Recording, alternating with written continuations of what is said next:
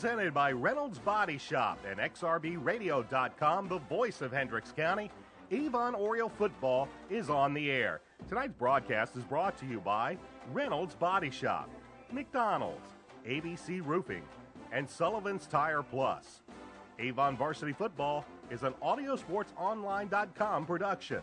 Now let's head out to the stadium and join Doug Edens, Coach Dave Shelbourne, and calling tonight's game, here's Brian Scott.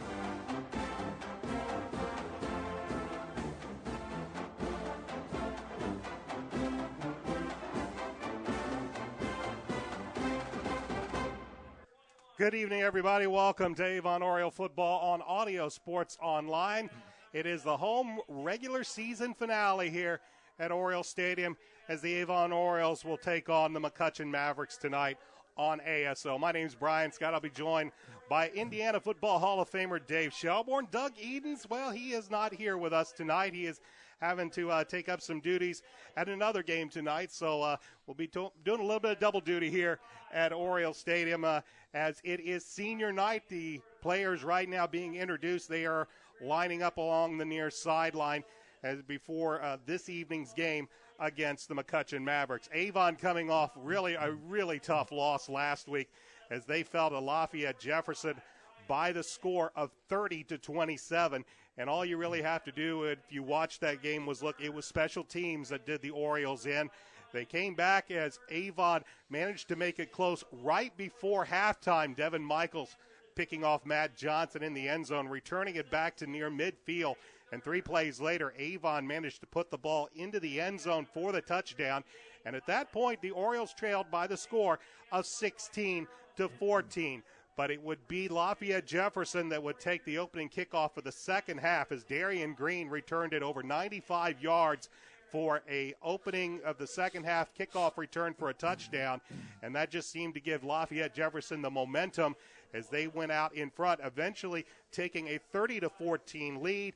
Avon would mount a rally late in the third quarter and into the fourth, but it would come up short as the Orioles fell to 4-3 on the season as they come into tonight's contest. Tonight they'll take on the McCutcheon Mavericks. And, Coach, as we look back at last week's, they always say football's a matter of all 3 phases, offense, defense, and last week it was special teams that got them. Well, sometimes that happens, and I think too much like a head coach, but just kind of reflecting on that a little bit, I'm hopeful, and I'm sure Coach Bless feels the same way, that this could be a kind of a silver lining. It appeared that we were still close, but probably out of the HCC Conference Championship run. And we discussed before we actually got on the air how difficult a sectional we have, and it's one of those losses nobody likes, but life goes on and the season goes on, and I'm sure Coach Bless took this opportunity to probably get in their heads a little bit more. I'm sure they had a good week of practice. Right now the goal this season, obviously, it's to win the game tonight and to try to beat Zionsville again next week. But this time of the year, you're trying to heal up. You're trying to get your team to play their best football that they possibly can.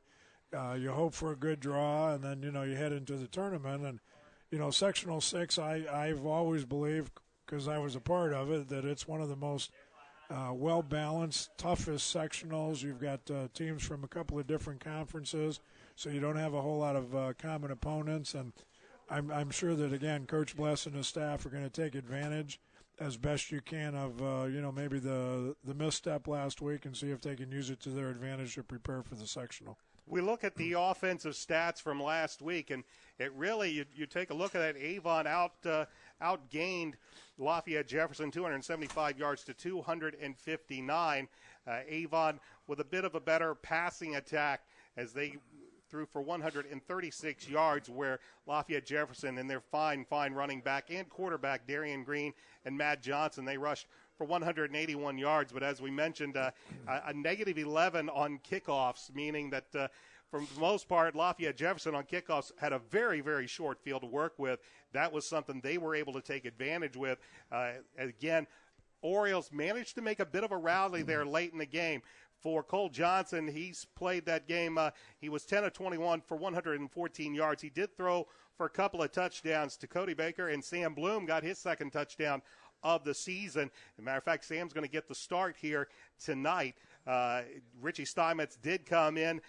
He did throw a couple of passes and managed to connect on only one, but for the most part, Cole Johnson was the main man behind, under center, I should say. Derek Tennant, he had a good game. He came in and played a lot in the second half, 10 rushes for 46 yards. Cole Johnson, 10 carries for 50 yards. And that was pretty much the extent of the running game as we took a look at the stats afterwards. Again, we're going to see Derek Tennant line up at fullback or tailback tonight. Anthony Green is going to get the start at fullback. And, Coach, one of the more interesting things we saw, of course, the Orioles with the defense they have run for many years, a 3-3 stack.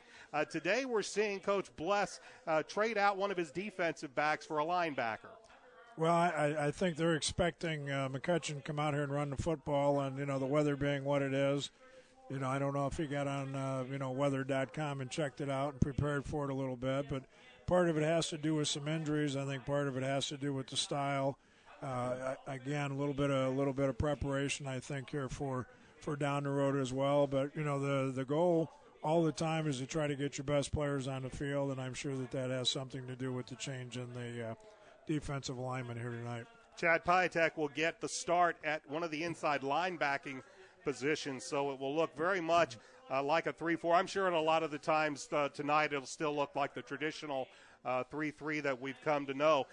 Chad Skaggs once again getting the start at defensive end, where he's going to have a little bit of differences at tight end. As I mentioned, Sam Bloom is going to get the start tonight at tight end. A few changes on the offensive side. Again, Derek Tennant's going to get the start at tailback.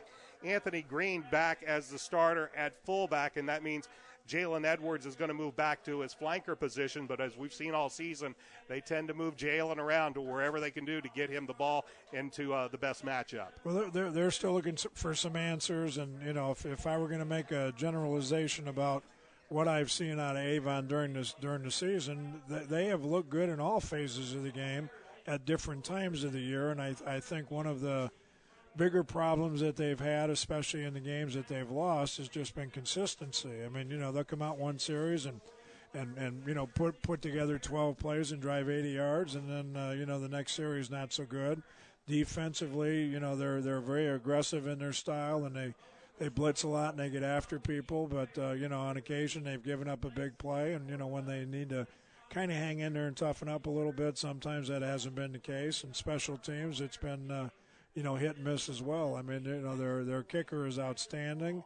The long snapping by I think it's Cole Bennett for most of the year has been very good, and the coverage for the most part has been good. But there's been some key situations that's just really, really hurt them, and there's been that up and down situation with penalties throughout the year as well. So they have played well, and I think a real goal here again tonight, certainly, to win this game, and next week was Zionsville, and heading into the tournament is just to do it every play, do it the entire game, do it the first quarter, do it in the fourth quarter, and I think that's a real goal. They have some good kids, they have some skills.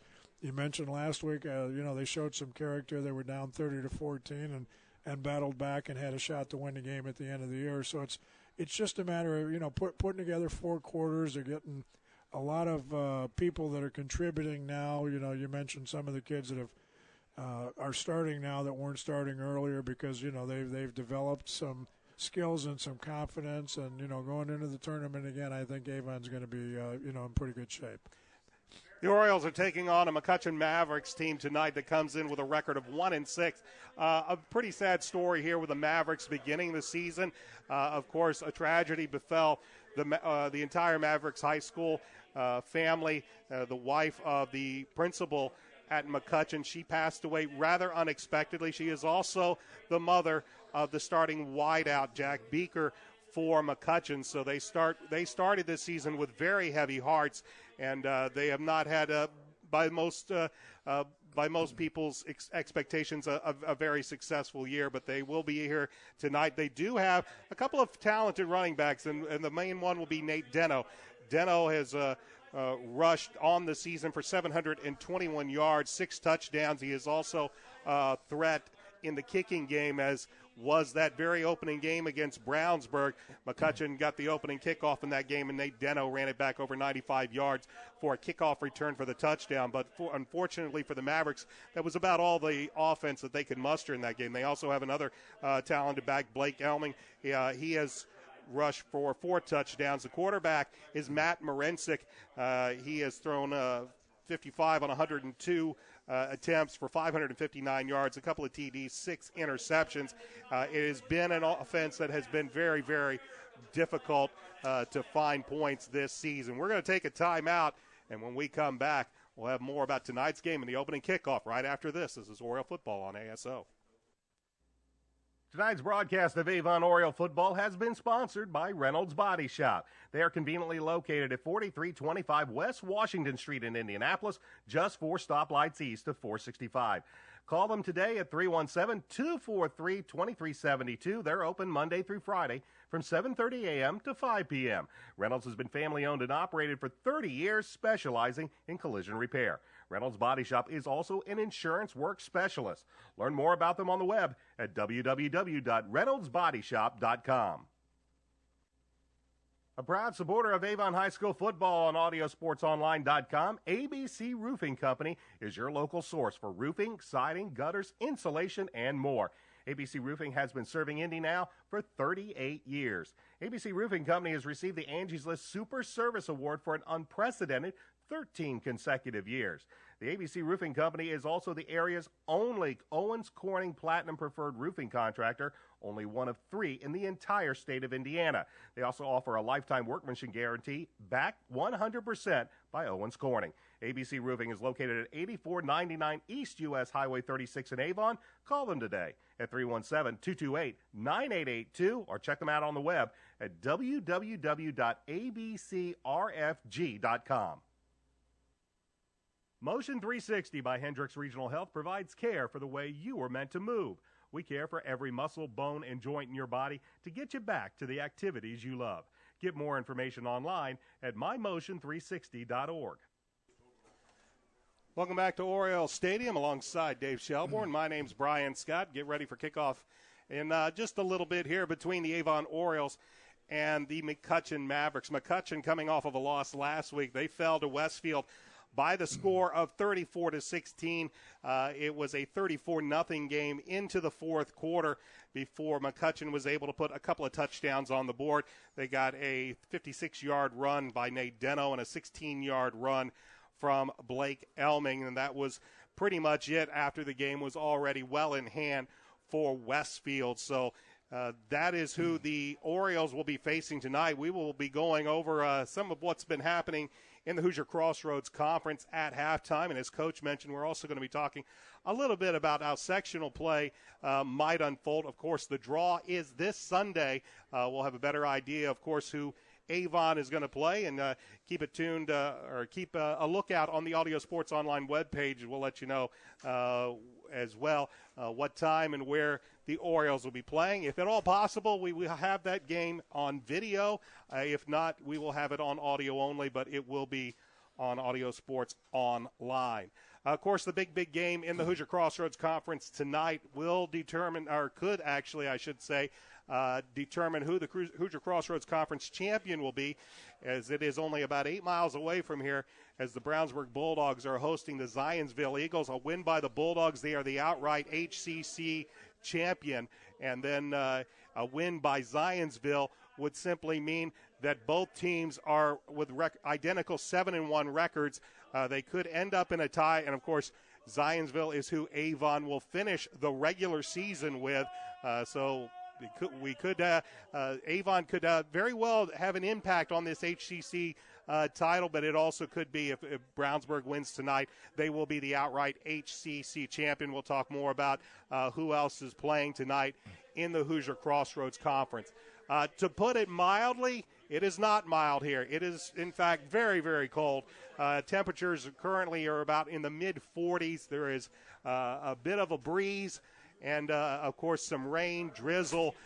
In general, pretty the technical term would be cruddy conditions, as McCutcheon has now made their way on the field. Is running a little bit behind tonight with senior night. Again, this is the home regular season finale for the Avon Orioles. So senior night festivities took place before the game, so we're running just a few moments behind. And, Coach, you've been through many of these. It's an emotional time for a lot of these seniors making their last, what could be their very last appearance here at Oriole Stadium. It is, and, because I did it as many years as I did, I got smart enough to understand how important it is to the parents as well. This is a huge night for moms especially, and, dads will tear up here a little bit more than maybe they want to admit because, football at the high school level now is a family experience, and, they're a part of it. They make the same sacrifices in a different sort of way that the kids do. So, senior night is one of those nights when, when your son is younger that you look forward to, and then when he actually gets to that point, it's really a little bit of a tearjerker. So it'll be a huge emotional night. Hopefully that will, cause the kids to play to their best, and, hopefully it'll give them a memory that, they can look back on very positively. Of course, this Oriole team with a fair amount of seniors here on this starting lineup.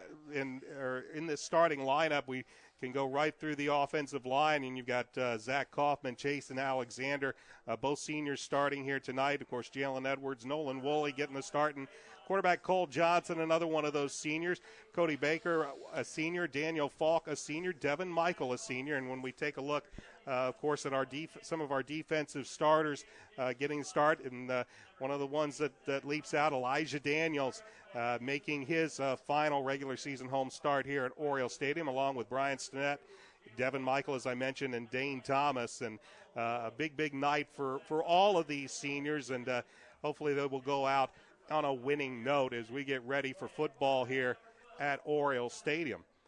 I think one of the other things that, and they don't always get mentioned, but the number of seniors that stick with the program. And, Avon, I think, has always done that. We had a number of kids, again, when I was coaching, and Coach Bless has certainly done a good job. You mentioned all the kids that get on the field, but there's a number of seniors that are part of this program that don't get to see the field quite as much, but they're still very proud to be part of the football program here at Avon, and I think that speaks, very positively for the job that Coach Bless and his staff do, that these kids, they contribute in practice. They run the scout teams. They don't always get the opportunity on Friday night to run out there on the field, but they're still very proud to be part of this Avon football team this year, and part of the, Avon football tradition that's gone on here for quite a number of years. Again, it is a cold night here at Avon. You'll see everybody jumping around, trying to keep warm. The hardy folk that have made their way down from Lafayette sitting across the way, you'll see the umbrellas out as everybody is trying to stay warm as the captains are now making their way out to midfield. We are going to take one quick little timeout. We'll come back. We'll have kickoff between the Orioles and the Mavericks right here on ASO. A proud supporter of Avon High School football on Audiosportsonline.com, ABC Roofing Company is your local source for roofing, siding, gutters, insulation, and more. ABC Roofing has been serving Indy now for 38 years. ABC Roofing Company has received the Angie's List Super Service Award for an unprecedented 13 consecutive years. The ABC Roofing Company is also the area's only Owens Corning Platinum Preferred roofing contractor, only one of 3 in the entire state of Indiana.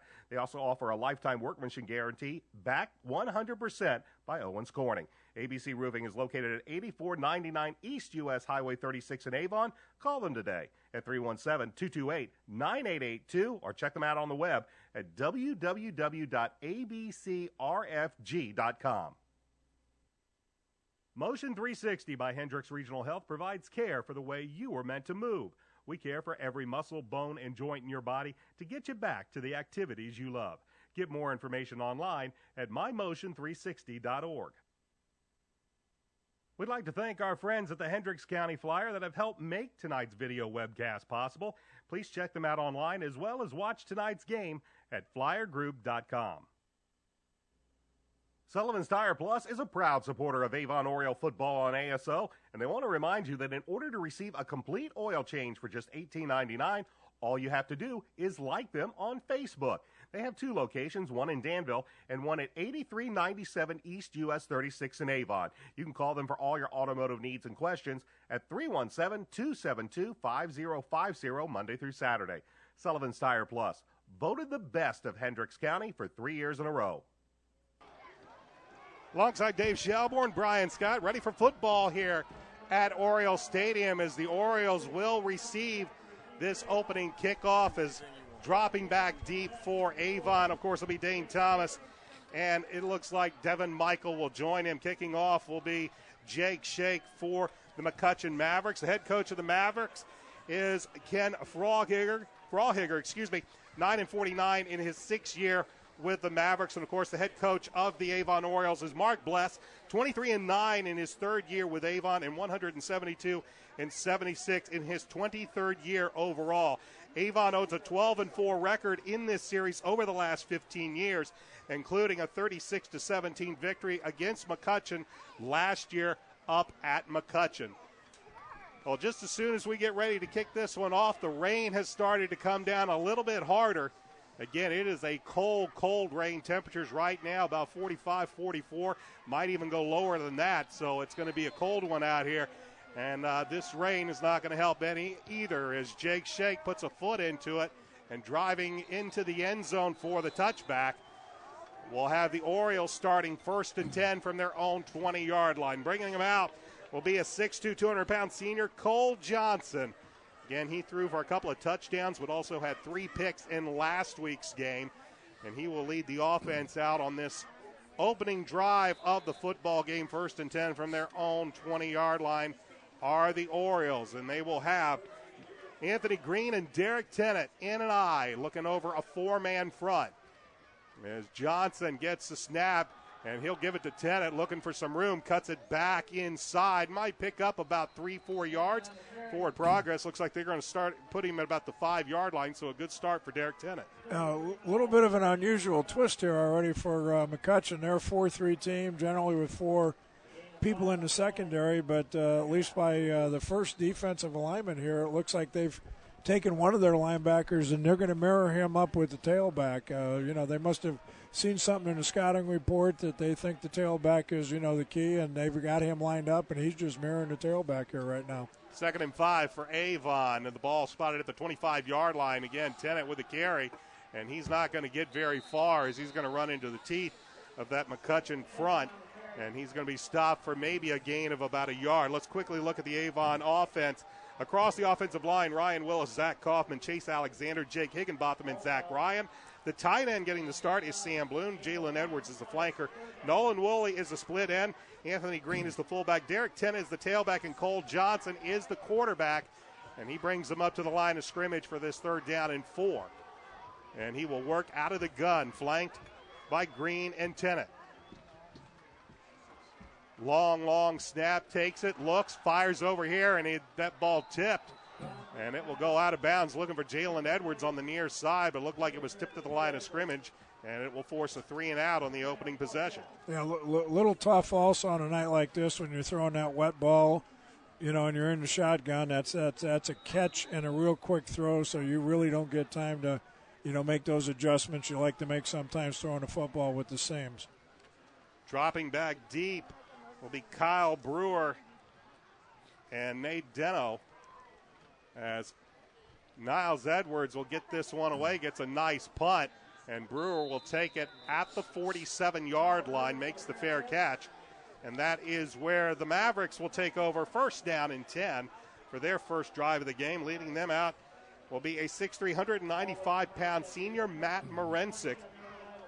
McCutcheon works a bit of a pro-eye set. You will see them trying to run the ball quite often, as they will have Nate Deno and Lane Beeler normally working out of the eye with Deno, their leading rusher.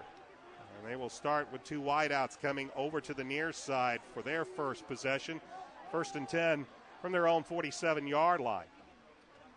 Morensick gives to Deno, who will not find a whole lot of room, as that he's going to be swallowed up by a whole lot of black shirts.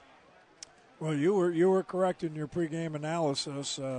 Avon is out here in a 3-4 in a 3-4 defense with a 4-deep secondary, so they have adjusted their look a little bit. I'm sure their calls are still the same as they normally have been, but in anticipation of that running attack that we've talked about McCutcheon having, it looks like they have adjusted their defense slightly to take advantage of that. Give Deno maybe a half a yard, and they will line up 3 wideouts to the far side, but Deno will get the ball, and he will be brought down by Brian Stinnett, who shoots across and drops him for a loss. Yeah, Brian Stinnett is just I've mentioned earlier in other broadcasts, he's just a good, tough kid, makes plays, generally lines up in the right spot, has a lot of enthusiasm and passion for the game, and, he made that big hit and came out of there bouncing a little bit, and he's a great kid, so it's just a little bit of excitement and emotion for making that big hit early in the game. Loss of 3 yards on the play. That'll bring up 3rd and long for the Mavericks. They'll work out of the eye. They'll work it on a reverse coming around the near side on the sweep, but nothing doing as Chad Piatek getting that start at that other inside linebacker position. He makes a fine tackle. Yeah, good play. Did exactly what he's supposed to do. He's got to hang back, check for those reverses and trick plays. The pursuit of Avon was outstanding. Everyone else running like crazy for the football like they're schooled to do. But Chad did his job. He stayed at home, and, they've got a 4th down here, and hopefully they'll be punting the ball to Avon. So Jake Shake will be on to punt. Dropping back for Avon is Dane Thomas. So both teams trading 3 and outs here on their opening drives. High snap, but they get it away. And it is Thomas taking at the 25 to the 30. Spins away at the 35, and he'll finally be ridden out of bounds on a good return up beyond the 40, over the 45 to near the 46-yard line. That's where Avon will start this drive. Yeah, great return. Avon appeared to have a block on, so, they were sending a lot of people. You're on a wet night. You don't know if you're going to get, a bad snap or drop the ball, and they went after it. So Dane was really pretty much on his own and came out with a great return. So second drive of the ball game for Avon as Johnson once again has Green, but this time Baker is back at the tailback position as Cody Baker will get the football, and he will take it right up the middle, dragging Mavericks with him for a nice 8-yard pickup for the first down. Yeah, Cody's tough as nails. He just, he had that first hit back for about a 2 or 3 yard gain, and he carried his tackler for another 5, and that's 8-yard gain on first down kind of opens up your offense and your play calling capabilities. Take a second down and a long 2 as the Orioles are now in Mavericks territory for the first time in this football game with 7:47 left to go first quarter of a scoreless game. The give is to Anthony Green. He'll bounce it out to the outside. He has the first down, eludes one tackler, keeps driving, and he'll get inside the 40 down near the 38-yard line on a fine run by the 5'9", 180-pound junior. Yeah, very, very nice run. That was actually supposed to be a little fullback trap, and the play is designed for it to go right up, right up over the center, and McCutcheon squeezed it down pretty well, and, Green did a nice job finding the opening and bouncing outside, like you said, and getting the first down. So it'll be 1st and 10 with the ball at the 39-yard line for the Orioles. Clock moving, 7:24 left in this first quarter. 2 wideouts to the near side, but the give is to Baker, who will go over the left side, and he'll get up about 3 yards down to the 36-yard line. That'll bring up 2nd and 7. Rain coming down, if possible, even harder right now, as right now both teams, especially Avon, looking like they're probably just going to want to keep this one on the ground as Cress Kimbrough, Nolan Woolley will go out as wide receivers to the far side. Anthony Green and Cody Baker will work in an eye as McCutcheon showing blitz. Now they'll back out of it as Johnson loses the handle on the football, and that's going to mean a loss for the Orioles as they will mark him down after about a 2-yard loss. Matt Muncy there on the tackle. He is the leading tackler for the McCutcheon Mavericks. And again, the rain, these officials will try to keep this ball as dry as possible, but you can only do so much. Yeah, and Cole has to, he's got to ask for a dry ball. If he gets up there and he's not sure, he's just got to ask the officials. And, most of the time if if you ask them politely enough, they understand on a night like this, you've got to have a dry ball because that's a minus play, and that puts them in a tough situation. 3rd and long for Avon. As once again the Mavericks show blitz, they shoot across. Johnson keeps it, goes over the right side to the 30. Penalty flag, though, coming in from behind the play. Johnson will take it all the way down to the 21, but this one might be coming back. Yeah, unfortunately, that's usually a hold, and it's too bad. They did blitz up the middle. The offensive line of Avon did a great job picking up the blitz. Cole got to the corner, and I thought made an outstanding decision. He had an opening, saw he had enough to get a first down, and turned it upfield very quickly and did get the first down, but the penalty is going to negate all of that. And they'll march it back. The penalty flag thrown near the line of scrimmage, so this is going to make it down 3rd down at about 20 yards as they will finally stop it around the McCutcheon 49-yard line. So it's going to bring it 3rd down and 20, and with the conditions we have, throwing the ball is not going to be an easy proposition out here. Now, weather always makes it tough, and, this just kind of leads into my conversation earlier about consistency. They had a nice drive, dropped the snap from center, now the penalty, and, now they've got their backs to the wall. Cole will work out of the gun, and he will just take it on a quarterback keeper and a quarterback draw, and he'll be stopped after a small gain. That will bring up 4th down. It's coming in to make the tackle for McCutcheon was Matt Muncy, and that'll bring up 4th down, and Niles Edwards is on to punt. Yeah, night like tonight, especially with the weather being what it is, field position is huge. So as long as we can execute here and get the snap and cover and get the punt, and we can get good field position, it should work to our advantage. Deno and Brewer back deep as Edwards gets this one off. And it will take an Avon bounce and finally go and keep on rolling.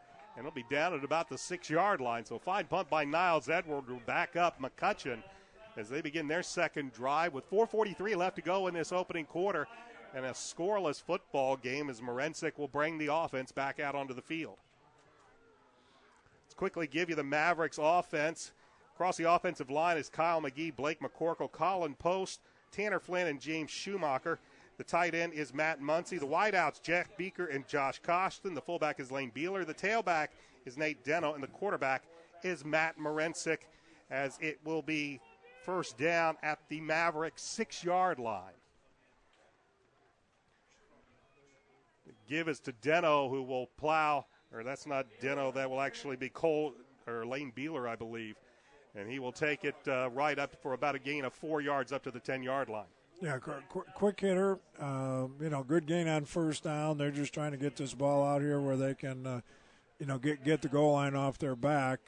Avon is still in their aggressive style, though. Even though they've moved one up, they're still playing man-to-man in the secondary. They're playing without a free safety right now. Beeler, the fullback. Deno is the tailback as Morensic works on 2nd down and about 7.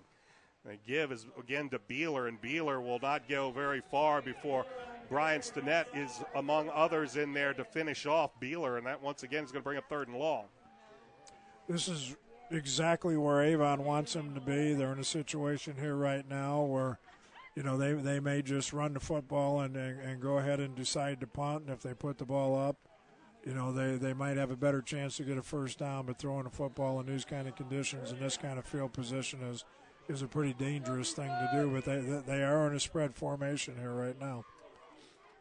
Avon will bring in some extra defensive backs as Matt Patustik also in on this 3rd down and 7. Morensic with a long count, and he will give it to Deno, who will find some room over the right side, but not a whole lot. He's going to be run out of bounds. Brian Stinnett, Gabe Laxtons, and a few others are there to make sure he doesn't go any further.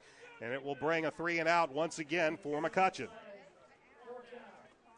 Just ran it around the left side, hoping that Deno could turn the corner, but good pursuit by the Oriole defenders, and it'll be 4th down as Jake Shake back to punt.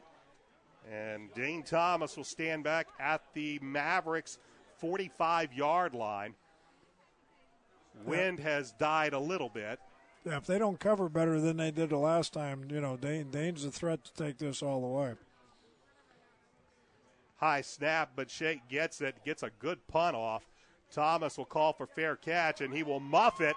Ball is still loose, And it looks like Avon might have fell on it. They do at the 50-yard line. So an oblong-shaped football, wet weather, and you never know what might happen here on a cold, rainy night here in Avon. But fortunately for Avon, they will keep possession of the football, and they'll start 1st and 10 from about midfield.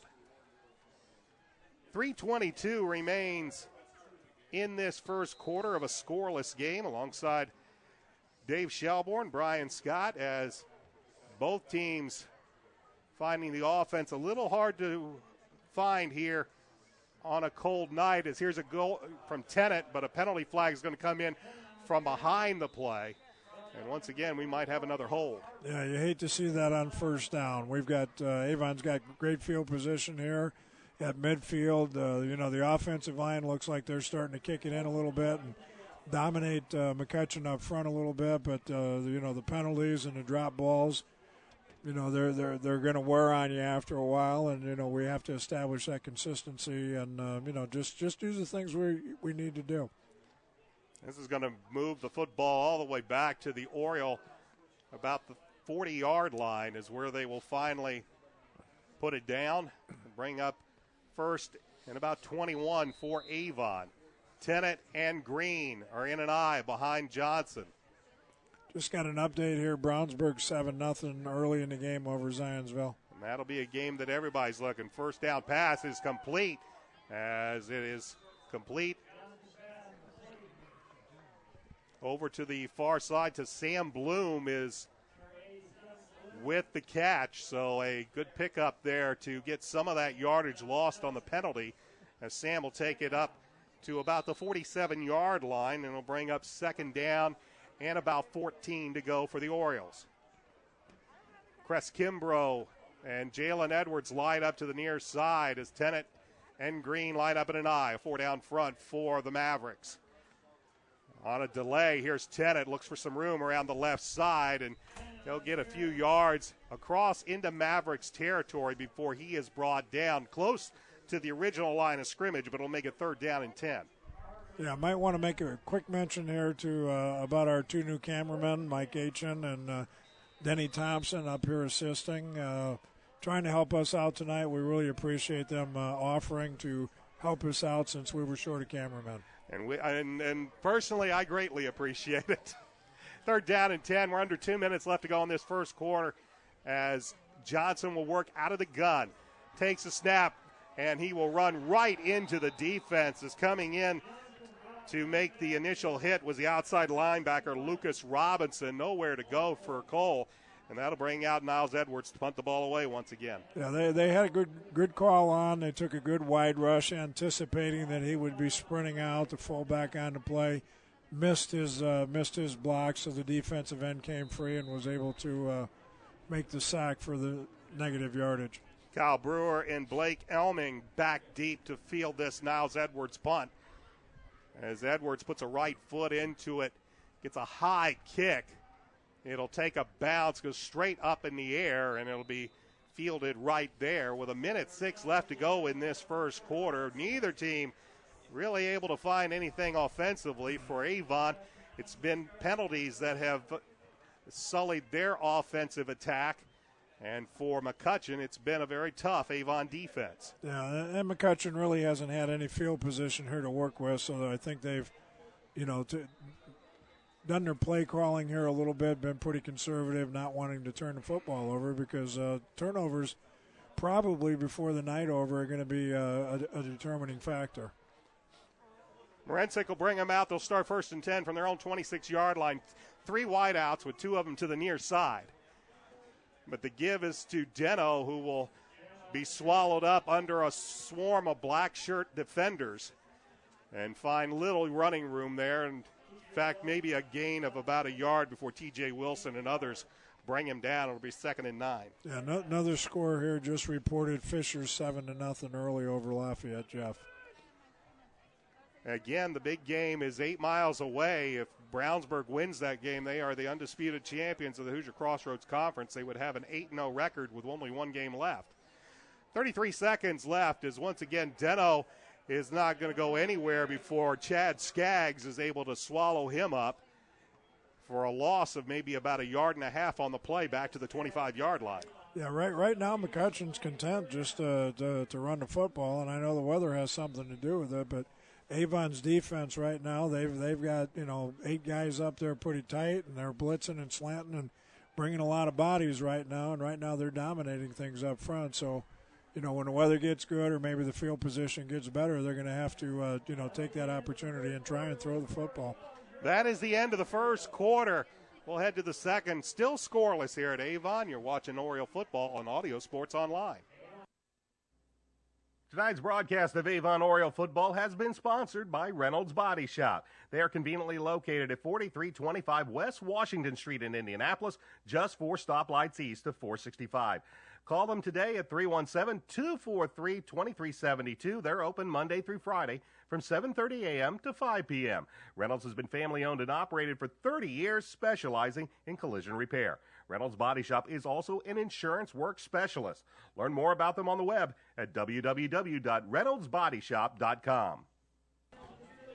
Make sure you tune in tomorrow morning from 8 to 9 a.m. for the McDonald's Hendricks County Sports Show. Rob Kendall will tell you what happened tonight in regards to Hendricks County High School football. Of course, that big game, as we've been talking, at Brownsburg. Rob's very special guest will be the head football coach of the Brownsburg Bulldogs, Brett Comer. That is the McDonald's Hendricks County Sports Show tomorrow at the Brownsburg McDonald's on Main Street from 8 to 9 a.m. on xrbradio.com.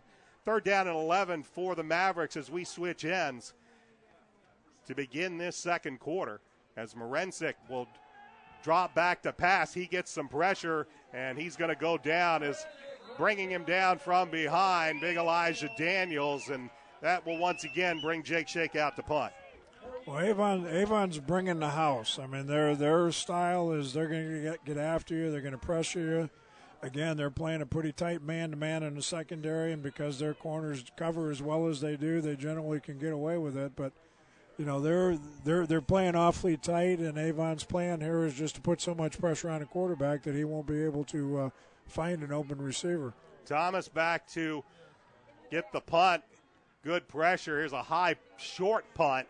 It's going to take a bounce, and it will be killed right at the 48-yard line, as getting that was for the Mavericks was Carson Evans. And once again, Avon will start this drive with excellent field position in Mavericks territory at around their 47-yard line.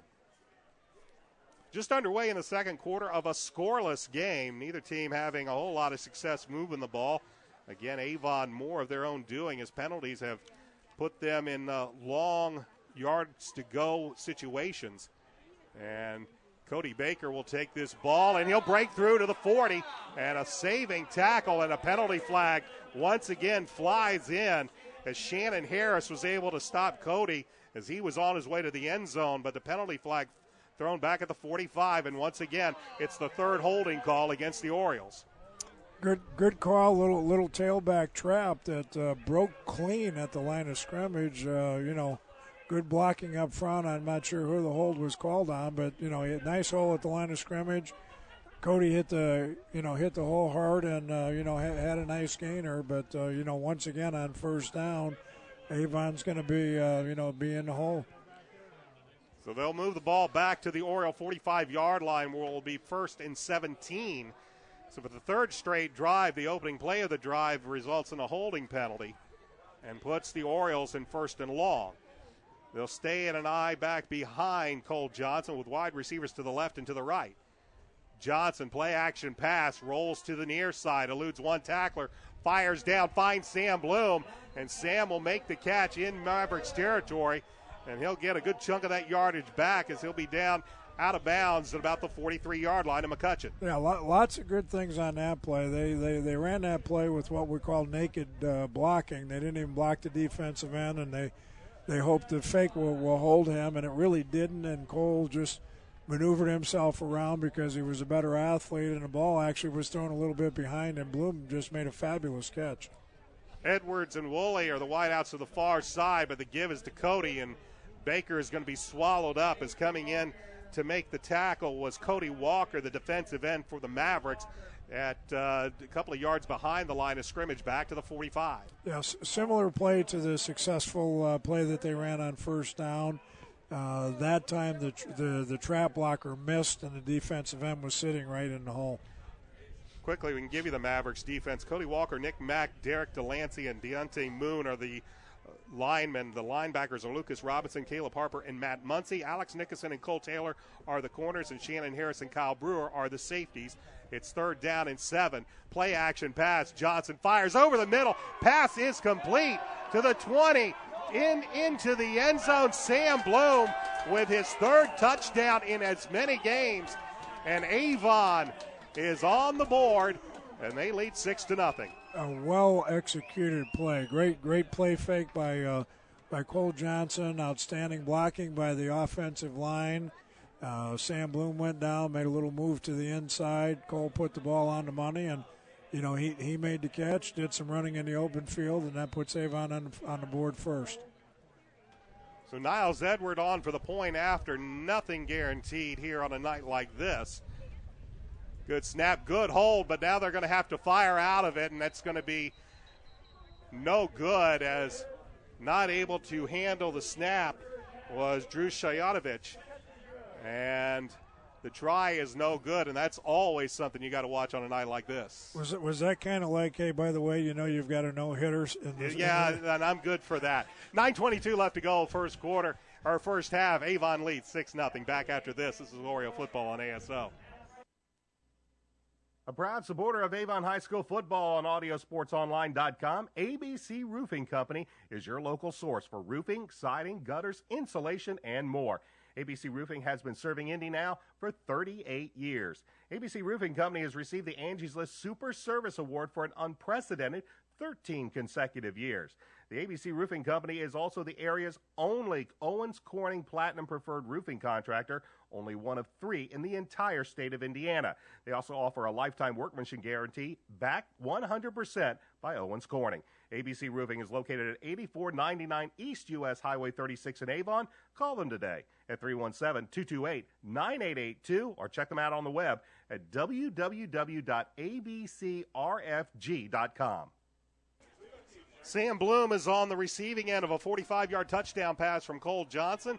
Takes the Orioles 3 plays to go 47 yards. The point after is no good as it gets through the hands of the holder, Drew Shayatovich, and you got to feel for him because it is a very tough night for a slippery ball coming back from the long snapper, and they tried to fire out of that and see what they could pick up, and in the end the point after is no good. But Avon has a 6-0 lead as Edwards will have Jalen Edwards hold the ball as this kickoff is up and away, and it'll be fielded and given to Deno on a reverse. Deno will not get to the 20-yard line as the Orioles, who had a lot of problems on kick coverage last week, this time they cover it very well on the reverse, and the Mavericks will once again start in poor field position. Good coverage, good kick. The field position, starting position for McCutcheon is very difficult, at least up until this point. Again, they really haven't done a whole lot with their offense, and if they're going to continue to try to run the football, I think they're going to struggle. So it'll be 1st and 10 with the ball on the 17-yard line as Morensic bends under center, and he will give and not get very much yardage. Is just swallowed up there, I believe, was Nate Deno.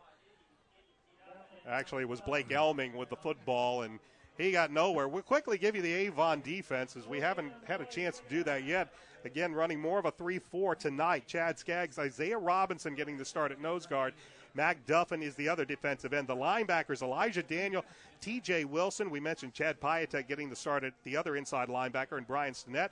The corners are Gabe Laxtons and Devin Miller, and Ryan Bradley and Dane Thomas are the safeties. It'll be 2nd down and 10 for the Mavericks. Clock moving, 8:35 left to go in the first half. Trying to bounce it outside, I believe, is Elming, and he will do a nice job of trying to stay on his feet. Actually, that was Nate Deno with the carry, and Deno will get some nice yardage up to about the 23-yard line, some hard-fought yardage, but it'll still bring up third and about 5. Yeah, very much so. But if McCutcheon continues, right now it's just pretty straightforward. They're running power plays, dive plays, and outside plays. There's not a lot of misdirection. Avon is a very aggressive defensive front. They run to the football. They key very well, and I really think if McCutcheon's going to have any success at all, they're going to have to misdirection a little bit or throw the football. High backfield, 3 wide receivers as it looks like they will get Avon jumping on this 3rd down and 5, and this would be the first down for the Mavericks. If this is called against Avon, as it looks like it would be just enough to give McCutcheon a 1st down, but let's see what the officials say. And they will call it against Avon. So they'll march it off and then check to see if it's enough to give the Mavericks a 1st down, and it is. So that is the first down for McCutcheon. And it comes with 7:05 left to go here in this first half, with McCutcheon trailing by the score of 6-0. Cold, wet, rainy night here in Avon. 1st and 10. High backfield behind Morensik as he looks over a 4-man front. Drops back, fires, looking for something on the right side. Pass is incomplete. Looking for a flag over there on that far side was Jack Beaker, but pass was well over his head and over the sidelines, so no flag. Going to bring up 2nd down. Well, they did attempt to throw the football, but boy, on a wet night to throw the ball, they're trying to throw a little 5-yard out, and he's got a long way to throw it. Just looking at the alignment that Avon's in right now, again with that man-to-man, I think if they're going to have any success at all, it better be short passes. And, I think the slant-type routes or little crossing routes on the outside is, I think where I would go if I was calling a plays for him right now. Beaker is the lone wide out to the far side, but losing the handle on the football is Matt Morensik, and he's also going to lose a couple of yards, as we saw this with Cole Johnson. This time Morensik having a problem with the snap, and he has to fall on it back at the 25. Wet football causing a few problems here, as Morensik now is going to be faced with a 3rd down and 12. Well, yeah, the artificial field at least makes things manageable. I mean, I remember in the old days before we had these fields, not only was it a mess raining, but I mean the field was a mess. It was difficult to get any traction. I can guarantee you the traction on the field is outstanding because that turf makes things awfully easy. But the rain certainly does make it difficult when you're trying to handle a wet football. Mavericks head coach Ken Froggiger calls a timeout for this 3rd and 12. We'll take a timeout as well. 6:08 remaining in the 2nd quarter. Avon leads 6-0. This is Oriole football on ASO. Motion 360 by Hendricks Regional Health provides care for the way you were meant to move. We care for every muscle, bone, and joint in your body to get you back to the activities you love. Get more information online at mymotion360.org. Mavericks will have a 3rd down and 12 here, trailing 6-0 as we're about at the halfway point here of the 2nd quarter. As the rain continues to fall here at Avon, wind also coming in from our left into the teeth of the Mavericks offense. Yeah, really, other than the pass from Cole Johnson to Sam Bloom, it's kind of been an uneventful game up until this point. 3 wideouts for the Mavericks, 2 to the far side of the field. And it will be dropping back to pass as Morensik looks for some room, throws it out to the far side, and he will find Blake Elming over there, but nowhere near enough for a 1st down. That'll bring up 4th down for McCutcheon. Yeah, the Avon defense continues to dominate. They're putting good pressure on the quarterback. They're doing an outstanding job of covering in the secondary, and they're running like crazy to the football. So, other than jumping off first or offsides to give them the 1st down, the Avon defense has been outstanding here tonight. Shake back again to punt as Dane Thomas will stand at about his own 35-yard line. Shake will have the wind in his face, and now as they shift, penalty flags fly. More than likely, they're going to call that on Avon, but that's a play when I was coaching I always felt was illegal. You know, they jumped, they simulated a snap. That's supposed to be the rule. That's an illegal shift as far as I'm concerned, but, you know, I'm not surprised that they called it that way. Well, for the Mavericks, they get their second first down of the game, and for the second time it comes via a penalty, as the 5 yards is enough to give McCutcheon a first down, as the ball will be spotted at their own 38-yard line. 5:08 left to go in this first half. 6-0 Avon as the Mavericks get a new lease on life, as they will send two wideouts to the near side. Morenzik back to pass. Floats it out. Ball might have been tipped or it might have slipped out of his hands. Either way, it's incomplete and will bring up 2nd and 10. Good coverage by Brian Stennett. You know, again, that man-to-man coverage, they tried to sneak a back out of the backfield. You know, they ran off the corners of Avon that time, tried to get the back out in the open field, and Brian was all over his man. And, you know, the receiver's probably lucky that the ball got tipped because, you know, he was in perfect position to cover it. 2nd and 10. Ball remains at the 38-yard line as they will send two wideouts to the near side. High backfield behind Morenzik.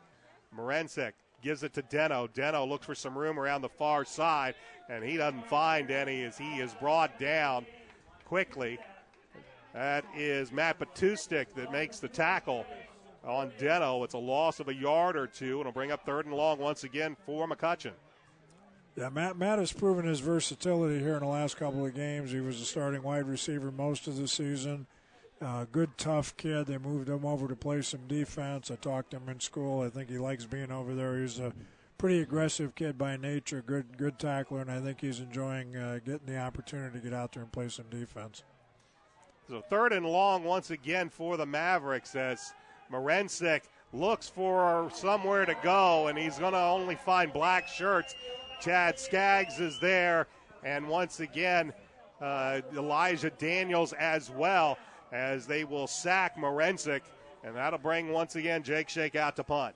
Great pressure. You know, they just get after it. They had him in a passing situation. They anticipated that they were going to pass, and they got after him pretty good. He tried to cut it back, wasn't able to. The backside rush was able to tackle him for a loss. So once again, Thomas stands back at his 35. High kick. He'll call for a fair catch, or no, he didn't. Sure looked like he did. And no flags come out, but Thomas will go down at the 42-yard line. Thought he might have been waving it, and officials don't throw a flag. So I think he was just trying to keep the sun out of his eyes, so that's probably why they didn't throw the flag. Trying to wave off the rain as it still continues. As soon as right before kickoff, this rain picked up quite a bit, and it's been raining steadily since the opening kickoff, as Avon will have the ball 1st and 10 from their own 42-yard line, leading 6-0 with 3:30 left to go in this first quarter of play, as Johnson has an eye backfield with Green and Tennant. Play action pass. Johnson fires, looking for Jalen Edwards. Edwards has it, and he will race into the end zone for a 58-yard touchdown. Good first down call. Great fake again. Very similar to the touchdown we saw earlier, but this time they went to Jalen Edwards. Jalen with, unfortunately, that poor McCutcheon corner. I mean, it's just a mismatch, and Cole couldn't have put that ball in there any better. He just, led him perfectly, threw it away from the defender. He was able to catch the ball and basically walk into the end zone. 58-yard touchdown pass. Cole Johnson to Jalen Edwards. Niles Edwards on for the point after. Last point after by Avon. It was hard to handle, but no problems this time as Drew Shayadovich able to get it down nicely. And with 3:21 left to go in the first half, Avon extends their lead to 13-0. This is Oriole football on ASO. We'd like to thank our friends at the Hendricks County Flyer that have helped make tonight's video webcast possible. Please check them out online as well as watch tonight's game at flyergroup.com. Sullivan's Tire Plus is a proud supporter of Avon Oriole football on ASO, and they want to remind you that in order to receive a complete oil change for just $18.99, All you have to do is like them on Facebook. They have 2 locations, one in Danville and one at 8397 East US 36 in Avon. You can call them for all your automotive needs and questions at 317-272-5050 Monday through Saturday. Sullivan's Tire Plus, voted the best of Hendricks County for 3 years in a row. Takes Avon all of one play, a 58-yard touchdown pass from Cole Johnson to Jalen Edwards. They put 7 on the board, and with 3:21 left to go in the first half, Avon now in front 13-0 as Niles Edwards ready to kick this ball away on a cold, wet, rainy night, but no problems getting that pass off, and a good haul in by Edwards, and he does the rest. Back deep will be Blake Helming and Kyle Brewer for the Mavericks as Niles runs up, puts a right foot into it. Spinning kick, bounces off of, believe, Elming, and he's going to be wrestled down at about the 10-yard line. Just a line drive spinner off of his chest. And by the time he could recover it, the Avon kick coverage was there to bring him down at about the 10. Well, I think that last touchdown has energized Avon a little bit. They've got a little breathing room. They've hit a couple of big plays. The defense, as we mentioned, has been outstanding throughout the night. They haven't given up any first downs here at all the entire half other than the penalties. And, right now Avon's on a good run. So Morenzik and the Mavericks back out. And as Coach mentioned, besides penalties, they have not had a whole lot to be happy about on offense. And Lane Beeler takes that carry. He finds maybe a yard at most as the Oriole defense is there to plug up the hole and bring up 2nd down and 9. Yeah, they're just physically beating them up front. McCutcheon's having a lot of trouble blocking in any way, shape, or form, whether it be run or pass, and they're not sustaining blocks at all. So, the linebackers for Avon right now, getting some free runs at the running backs.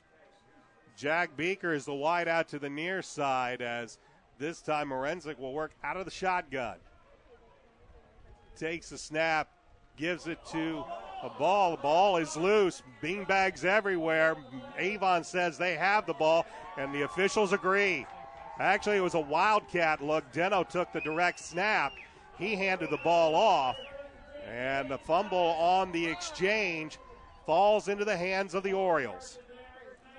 Well, it's a great opportunity for Avon. It's still early, so you can't say to ice the game, but to certainly get out to a 3-score lead. They've got great field position here on the 20. They're playing with, with some emotion right now. They got the big break from the defense, and they're really going to try here to get it in the end zone. High backfield behind Johnson. He will keep it himself. Looks for some room around the left side. Might have.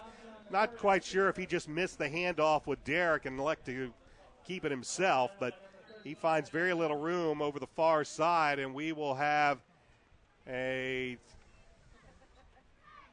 timeout called by Avon. 2:08 left to go in this first half. Avon out in front 13-0. This is Avon Oriole football on Audio Sports Online. Tonight's broadcast of Avon Oriole football has been sponsored by Reynolds Body Shop. They are conveniently located at 4325 West Washington Street in Indianapolis, just 4 stoplights east of 465. Call them today at 317-243-2372. They're open Monday through Friday from 7:30 a.m. to 5 p.m. Reynolds has been family-owned and operated for 30 years, specializing in collision repair. Reynolds Body Shop is also an insurance work specialist. Learn more about them on the web at www.reynoldsbodyshop.com. Coach Mark Bless calls his first time out here of this first half with 2:08 remaining in quarter number 2. Avon up 13-0. They have just recovered a McCutcheon fumble, and after a run by Cole Johnson that went for very little yardage, they'll have a 2nd down and 10. As Derek Tennant in the backfield, he will flank to the right of Johnson, working out of the gun as Avon will bring 2 wide outs to the near side. Johnson takes the snap and will roll out near side. Here's a back pass. He gets it over to Bloom. Bloom looks for some room to the 10, to the 5, and into the end zone for the touchdown. Nice call, probably from upstairs. Coach Moore up there calling the plays, but Avon looked like they set it up. Coach Bless took the timeout. They come right in here with the touchdown play. That's the third touchdown pass of the half here for Cole Johnson. The Avon offense is executed here pretty well. Now that they've settled down, haven't had a penalty, and they're starting to click out here right now. Good blocking, nice screen call from the 20-yard line, and this is going to put them up here 3 touchdowns. Edwards on for the point after. The kick is up. The kick is through. Minute 59 left to go in the first half. Avon extends their advantage to 20-0. This is Oriole football on Audio Sports Online. I want to remind everybody, tune in tomorrow morning from 8 to 9 a.m. on xrbradio.com for the McDonald's Hendricks County Sports Show. Rob Kendall will be at the Brownsburg McDonald's on Main Street. His very special guest will be Brownsburg head football coach Brett Comer. Bulldogs taking on Zionsville tonight. A Bulldogs win, and Coach Comer is going to have a lot to talk about tomorrow as they would have the HCC championship. And right now we have a very special score, I guess. Yeah, for 14-0. Brownsburg just scored. About 3 minutes to go in the game, and from the report I'm reading here right now, it sounds like their weather is pretty much the same up there as it is here. So they're playing in a downpour tonight. 2 touchdowns might be enough. I would imagine if that score can hold up, Coach Comer's not going to have any problem meeting Rob at the McDonald's tomorrow. Give him a little bit of coffee, but he'll be definitely feeling really, really good as Edwards squibs this one. It's taken by an up man at about the 23, and this might be the best field position McCutcheon's had here in this second quarter. As it's a short kick that's taken by an up back at about the 23-yard line. That's where McCutcheon will start this drive with a minute 57 remaining in the first half, and Avon up by the score of 20-0. Well, not only are we up 20-0, but McCutcheon's offense is, at least up until this point, has failed to do anything. So a 3-touchdown lead right now looks good anyway. In this kind of weather, it looks even better. And the way Avon's defense is dominated tonight, it should make you feel pretty good.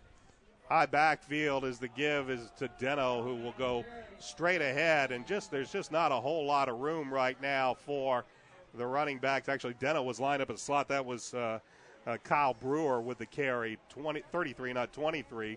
But once again, McCutcheon trying to find room up the middle and not finding anything there as they stop for no gain. Well, I'm not too sure what they have, but they can't have a run over 5 yards here tonight. And if they do, it can't be many. I mean, Avon's defense up front, and it's the entire 7 up front.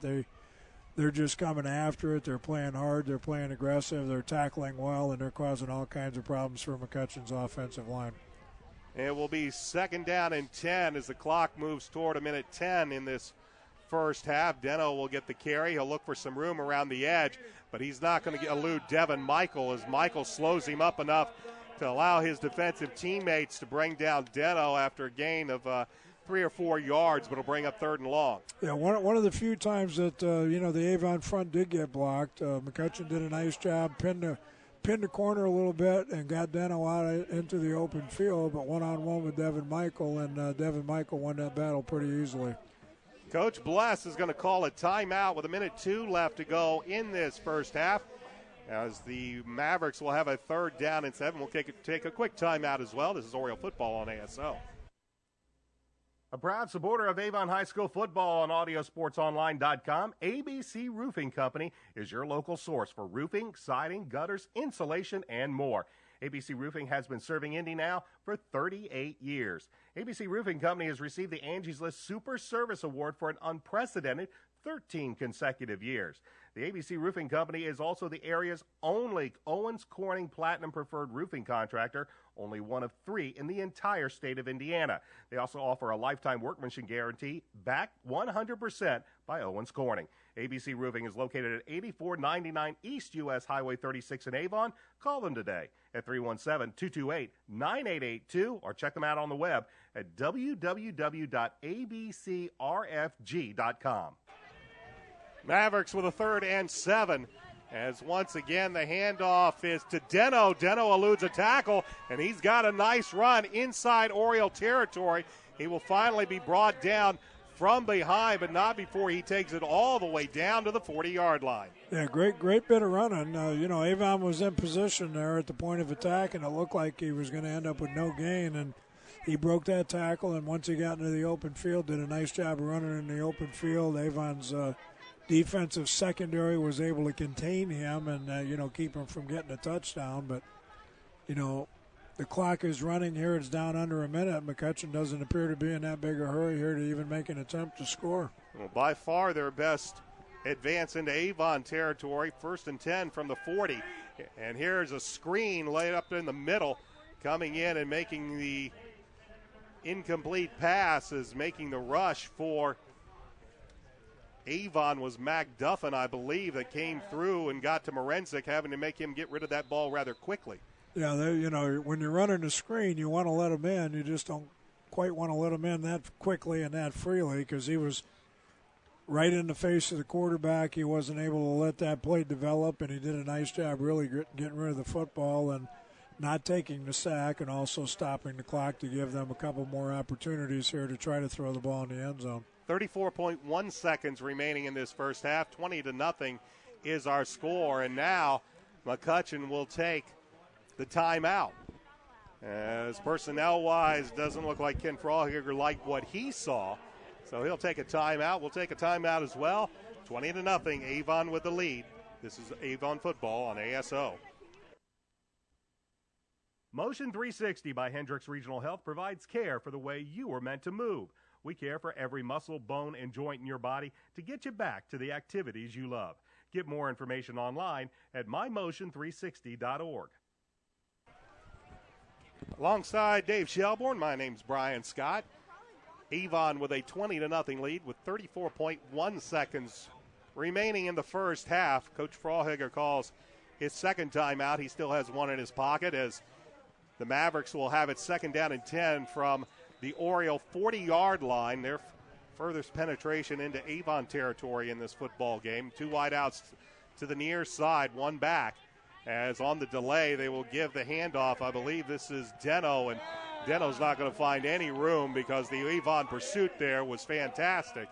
And they will bring Deno back all the way to the 44-yard line, a loss of 4.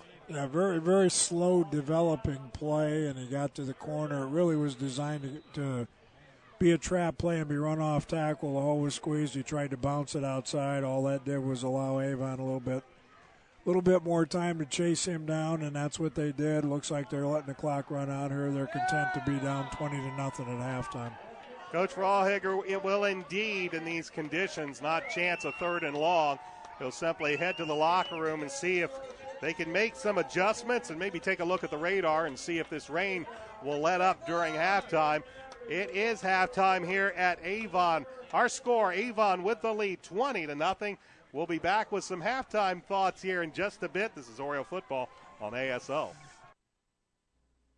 Tonight's broadcast of Avon Oriole football has been sponsored by Reynolds Body Shop. They are conveniently located at 4325 West Washington Street in Indianapolis, just 4 stoplights east of 465.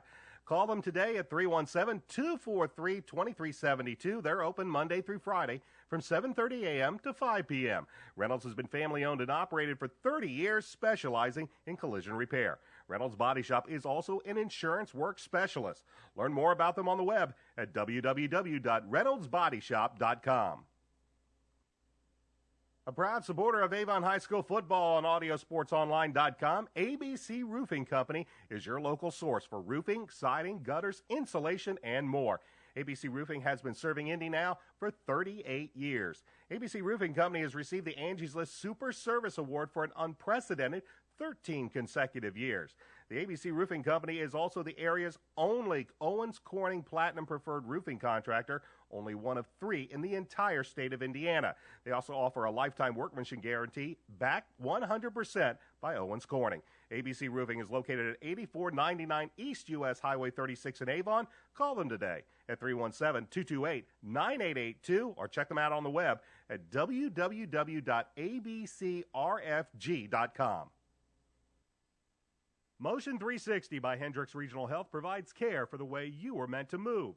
We care for every muscle, bone, and joint in your body to get you back to the activities you love. Get more information online at mymotion360.org. We'd like to thank our friends at the Hendricks County Flyer that have helped make tonight's video webcast possible. Please check them out online as well as watch tonight's game at flyergroup.com. Sullivan's Tire Plus is a proud supporter of Avon Oriole football on ASO, and they want to remind you that in order to receive a complete oil change for just $18.99, all you have to do is like them on Facebook.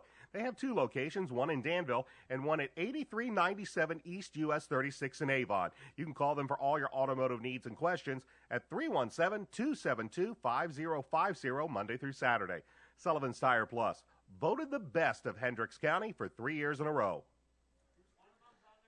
Halftime at Orioles Stadium, and the Avon Orioles lead the McCutcheon Mavericks by the score of 20-0. Brian Scott here with the halftime report, or what we're going to have one, since Doug Edens is not here to give you his full rundown and professionally done. You're going to put up with me here for this halftime. We'll take a look at what's happening in the Hoosier Crossroads Conference last week. Of course, last week it was a very, very tough loss for the Avon Orioles. They fell to Lafayette Jefferson by the score of 30-27. Other games last week, Brownsburg all over Harrison by the score of 56-20. It was Hamilton Southeastern defeating Noblesville 31-14. Westfield finally got a win. They defeated McCutcheon 34-16, and Zionsville with that big win at Fishers by the score of 35-17. Coming into tonight's action, as we take a look at the Hoosier Crossroads Conference standings, of course, the Brownsburg Bulldogs stand atop the standings with a perfect 7-0 record. Zionsville is in second place, one game back at 6-1. A pair of 5-2 teams, both are very familiar with one another. Fishers and Hamilton Southeastern, both 5-2 on the season. Of course, the Orioles are at 4-3. At 3-4 is Lafayette Jefferson. Noblesville and Westfield are 2-5 on the year. McCutcheon 1-6, and the only winless team in the Hoosier Crossroads Conference is the Harrison Raiders. If you look at the top of the standings and you wonder why Brownsburg is 7-0, well, they have the best defense in the league, as they have given up only 81 points all season, and they are second in the league in offense, as they have scored 258 points. Only Zionsville has scored more, and that has only been 260 points. For Noblesville, right now they have been the ones that have had the tough luck on scoring any points. They have only scored 76 points on the season, and one of the more interesting ones we've talked about all season about how tough Westfield has been to play this season. They have scored 184, only have given up 183 points. They have been in many games late in the fourth quarter, only to be turned away or fall just short.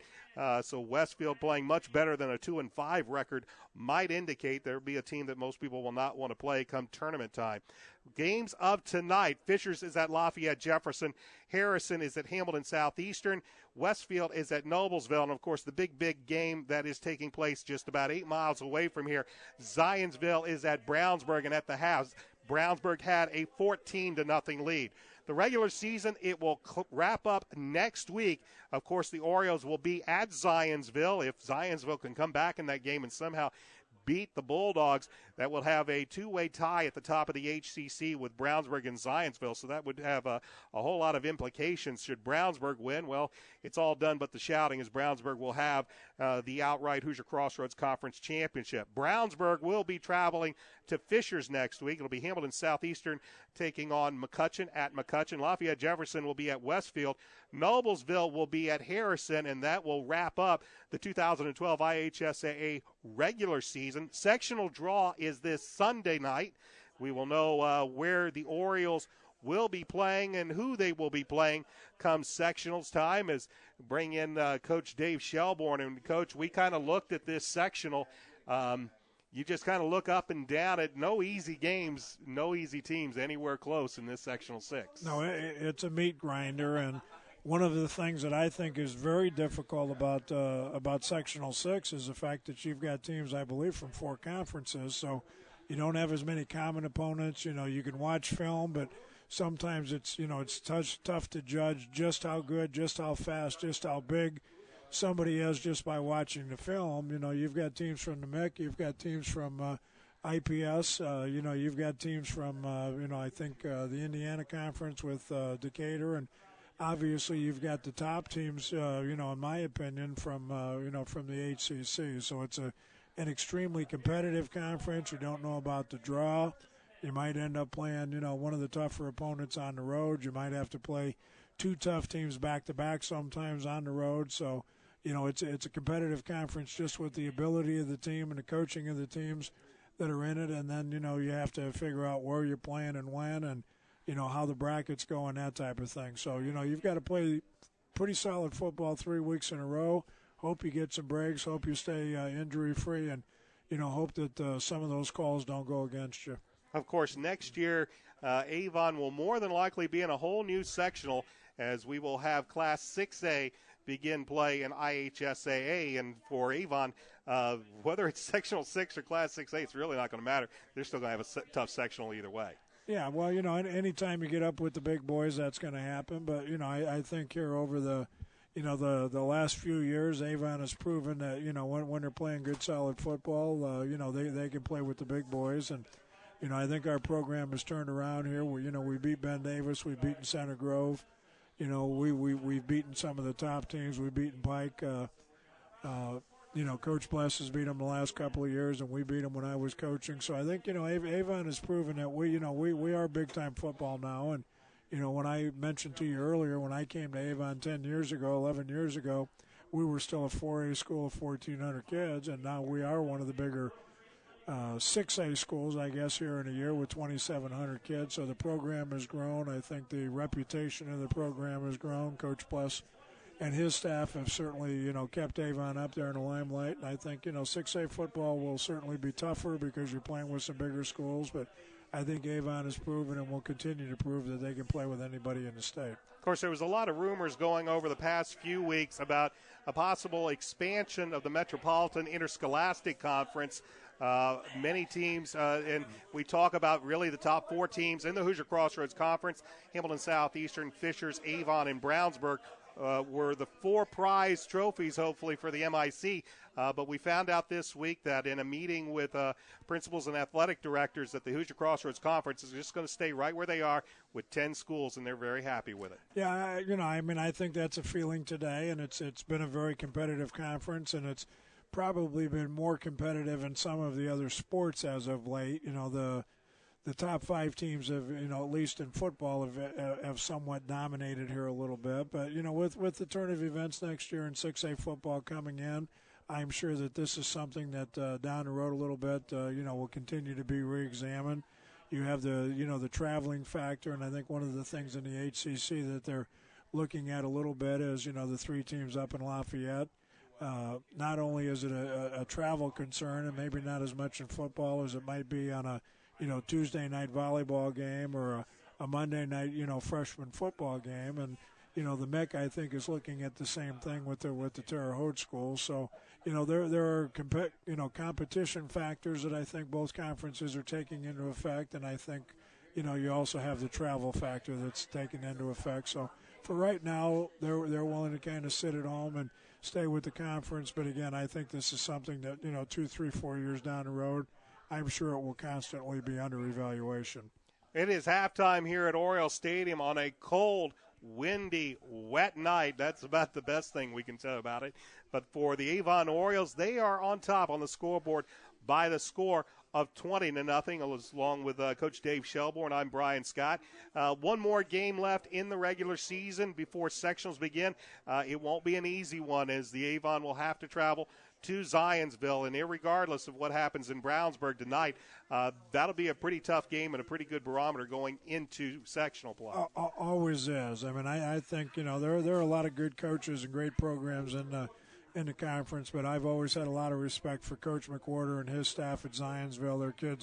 Their kids always play hard. You look at a roster sometimes, and maybe their size and everything else doesn't look like it matches up with some of the bigger schools, but they're one of those football teams that you better be at your best and you better be playing hard. They don't make a whole lot of mistakes. They're always fundamentally sound, and you can always find an excuse to play hard in football. If they win that game tonight up in Brownsburg, they'll be hiring a kite because they'll be playing for a conference championship next week. And if they don't win that game tonight, I'm sure they'll have a little chip on their shoulder. And Avon Zionsville's a nice rivalry, and both teams will be 1 week prior to getting into tournament play, and they're going to want to be playing their best football going into the tournament. So next week's game will be a difficult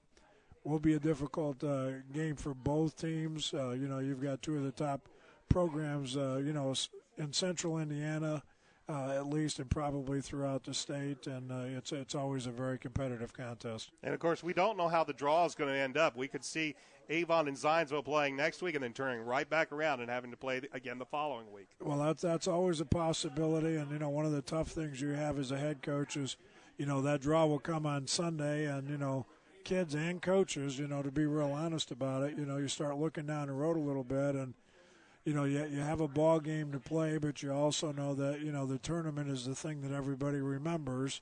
You can lose that last game of the season if you win the sectional, and it's funny how short memories get sometimes from some of the fans, but you got to take things a day at a time. They're certainly going to prepare for that football game, but kind of looking at that draw and try to determine and get ready. You've got some kids you want to heal up. You've got some kids that you want to continue to get some experience, and you want to take things a day at a time. But there's that short-term plan and that long-term plan as well. We are getting ready for the start of second half action here in just a bit. We're going to take a timeout, pay some bills here, and then we'll take a quick review of what happened in the first half. Avon with a 20-0 lead over McCutcheon. This is Avon Oriole football on Audio Sports Online. Tonight's broadcast of Avon Oriole football has been sponsored by Reynolds Body Shop. They are conveniently located at 4325 West Washington Street in Indianapolis, just 4 stoplights east of 465. Call them today at 317-243-2372. They're open Monday through Friday from 7:30 a.m. to 5 p.m. Reynolds has been family-owned and operated for 30 years, specializing in collision repair. Reynolds Body Shop is also an insurance work specialist. Learn more about them on the web at www.reynoldsbodyshop.com. A proud supporter of Avon High School football on AudioSportsOnline.com, ABC Roofing Company is your local source for roofing, siding, gutters, insulation, and more. ABC Roofing has been serving Indy now for 38 years. ABC Roofing Company has received the Angie's List Super Service Award for an unprecedented 13 consecutive years. The ABC Roofing Company is also the area's only Owens Corning Platinum Preferred roofing contractor, only one of 3 in the entire state of Indiana. They also offer a lifetime workmanship guarantee backed 100% by Owens Corning. ABC Roofing is located at 8499 East US Highway 36 in Avon. Call them today at 317-228-9882 or check them out on the web at www.abcrfg.com. Motion 360 by Hendricks Regional Health provides care for the way you were meant to move. We care for every muscle, bone, and joint in your body to get you back to the activities you love. Get more information online at mymotion360.org. We'd like to thank our friends at the Hendricks County Flyer that have helped make tonight's video webcast possible. Please check them out online as well as watch tonight's game at flyergroup.com. Sullivan's Tire Plus is a proud supporter of Avon Oriole football on ASO, and they want to remind you that in order to receive a complete oil change for just $18.99, all you have to do is like them on Facebook. They have 2 locations, one in Danville and one at 8397 East US 36 in Avon. You can call them for all your automotive needs and questions at 317-272-5050 Monday through Saturday. Sullivan's Tire Plus, voted the best of Hendricks County for 3 years in a row.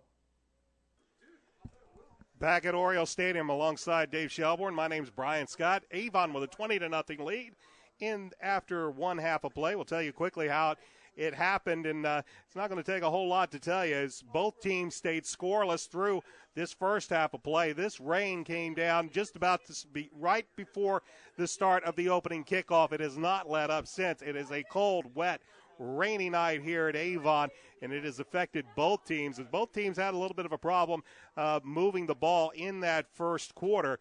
For McCutcheon, they simply couldn't do much against a very, very stout Avon defense. For Avon, the story was penalties. They would get good field position, but inevitably on the very first play, a holding penalty would put them back at 1st and long, and they would have a tough time moving the ball and gaining first downs. But that would change in the second quarter. Sam Bloom would be on the receiving end of a 45-yard touchdown pass from Cole Johnson. Point after was no good. Again, a wet, cold night.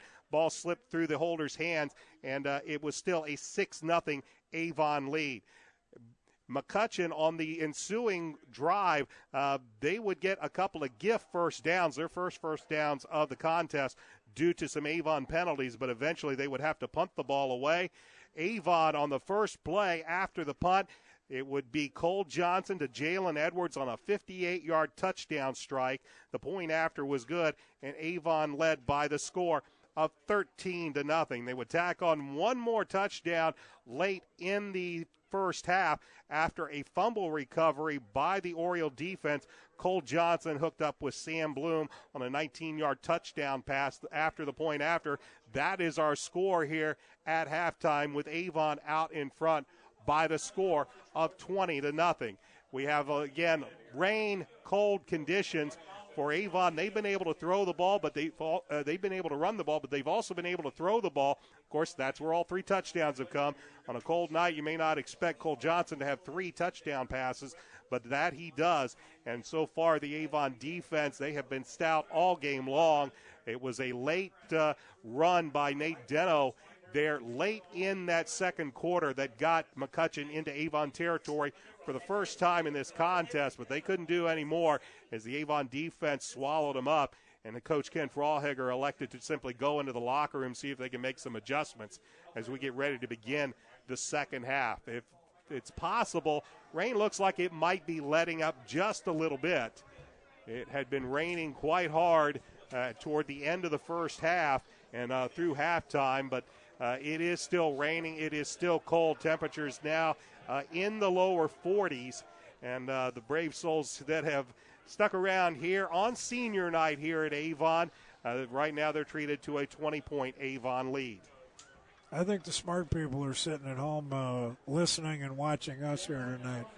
Did have some other scores. Fishers was up 14-0 at half, and Hamilton Southeastern was up 38-0 at half. So no real upsets in any of the games in our conference tonight. And, of course, the big one at Brownsburg is Edwards will kick off as McCutcheon will have the ball to begin the second half. Here's a catch by Brewer, I believe.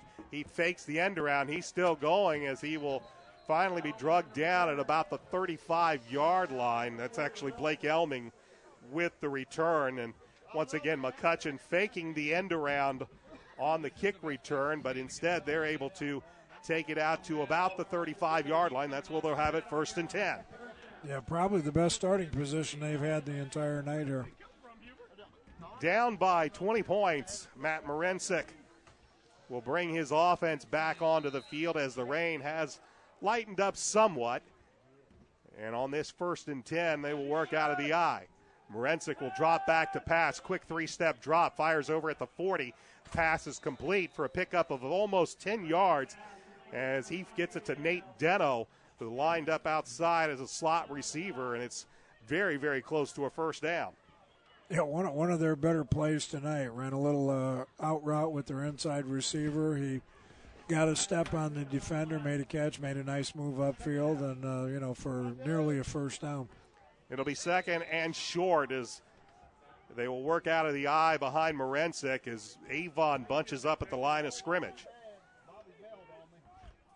Long count, and the give is to the fullback, who's going to be stacked up at the line of scrimmage.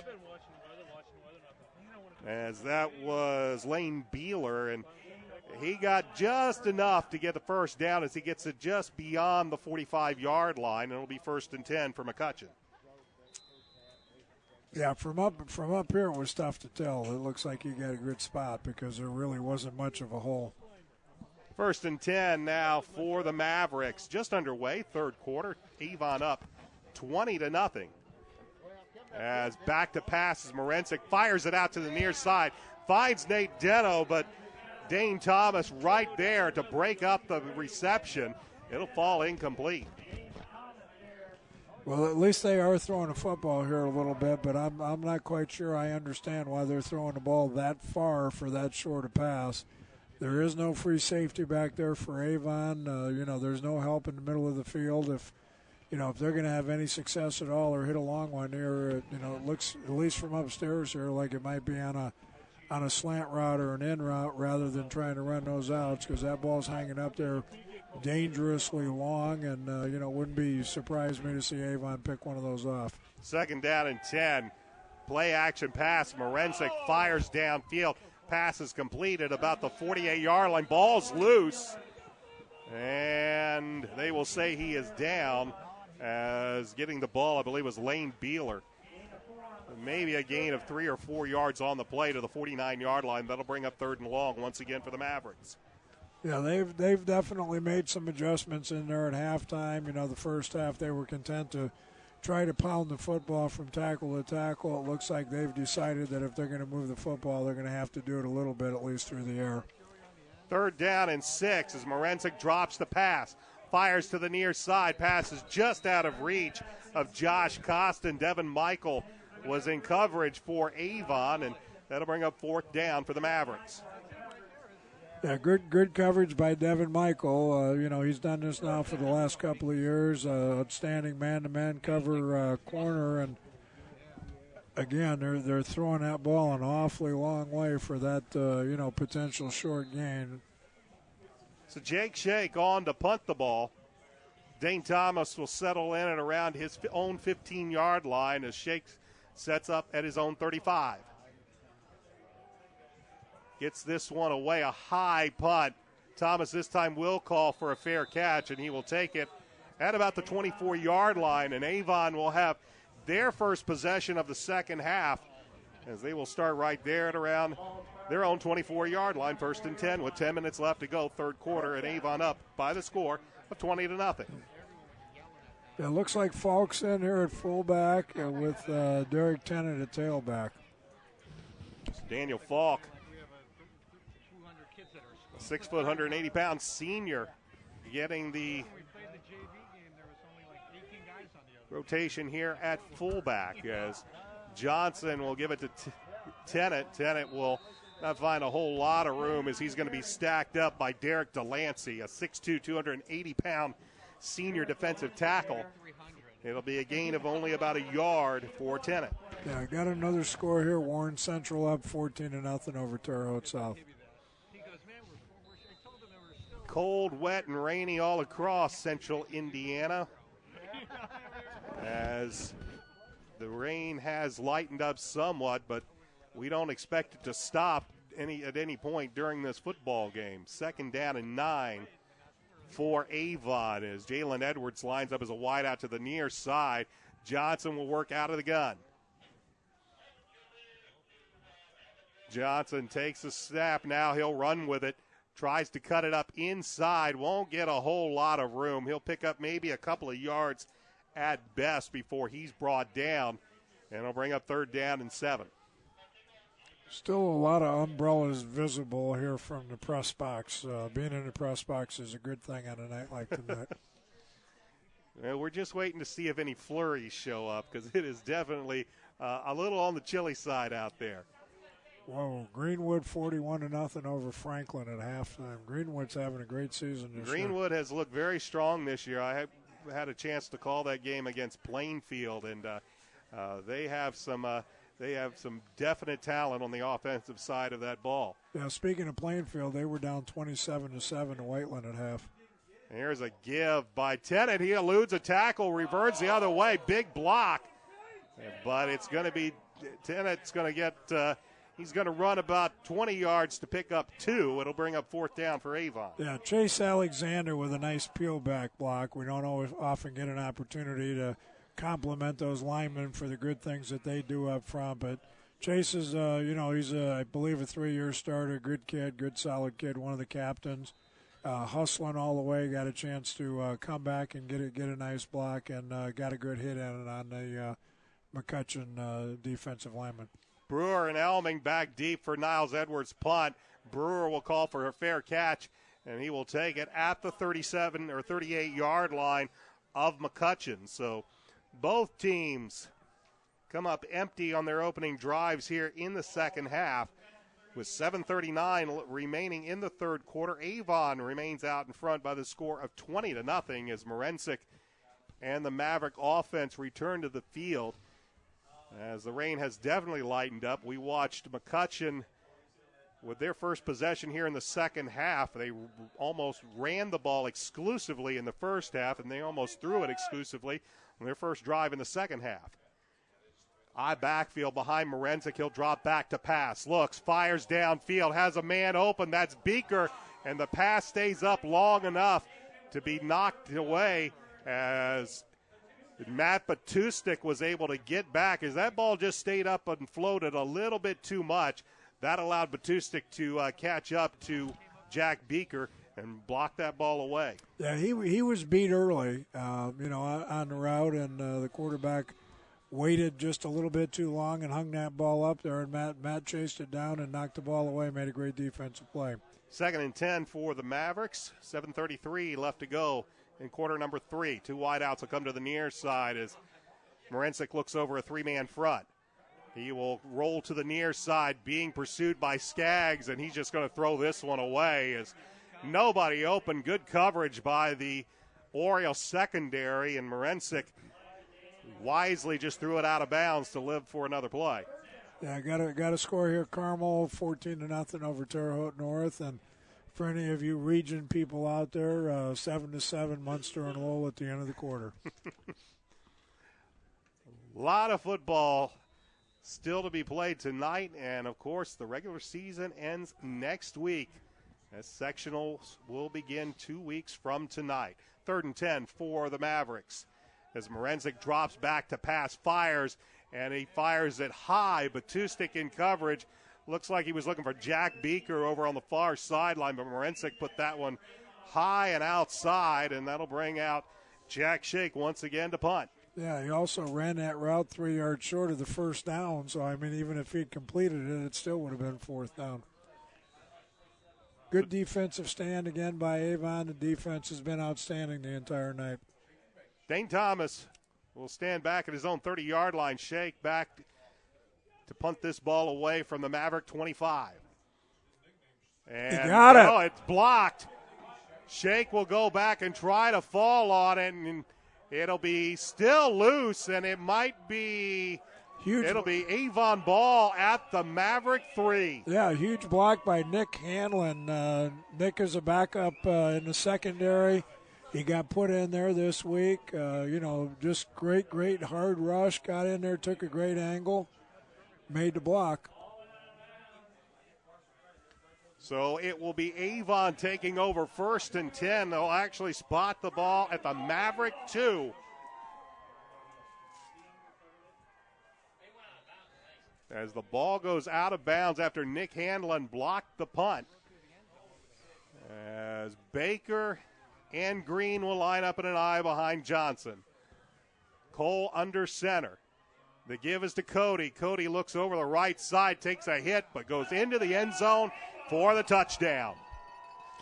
Well, you mentioned last week some of the special teams problems that Avon had, but their special teams have made some big plays here tonight. So I'm sure that was a point of emphasis during the week. And, again, big block, big momentum changer here.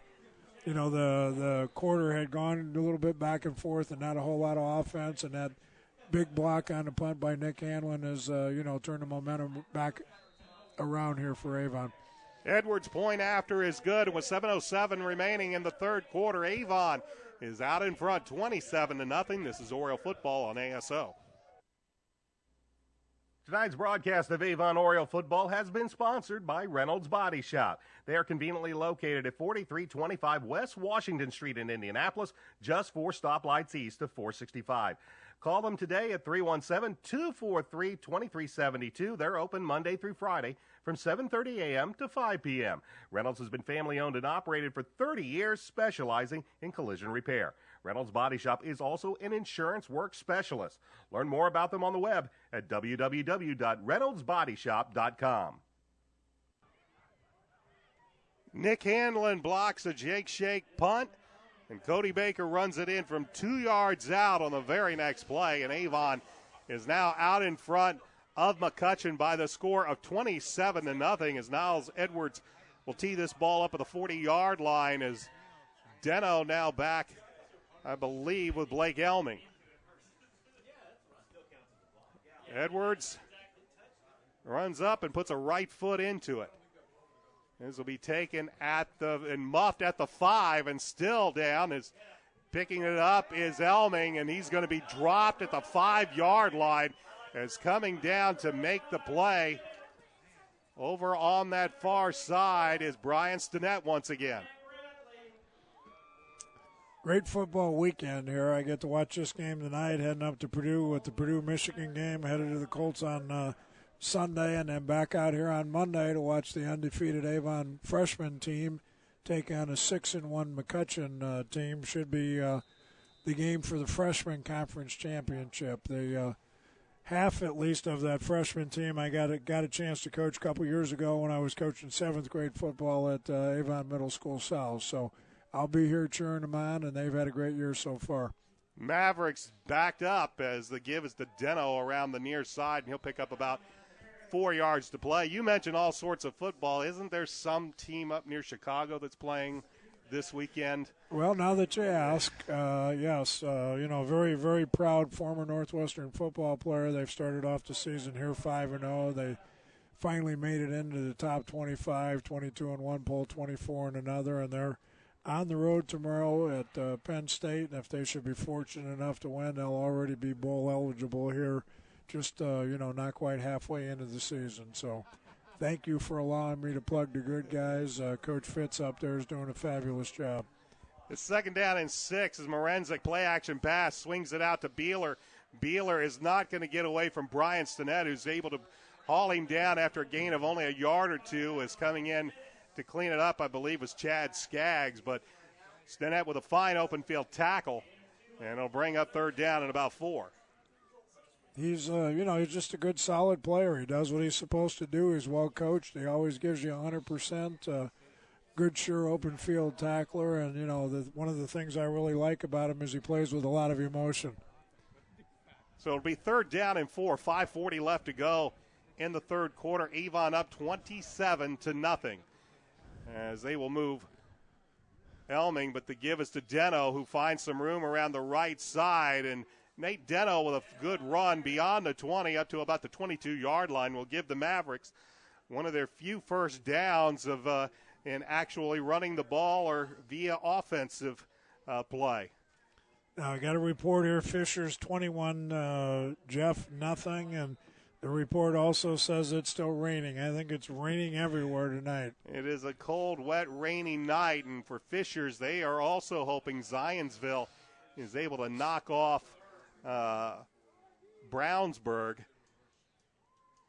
As Morenzik on this 1st and 10, he will give to Deno, and Deno will be swallowed up at about the point of attack. Might gain a yard at best.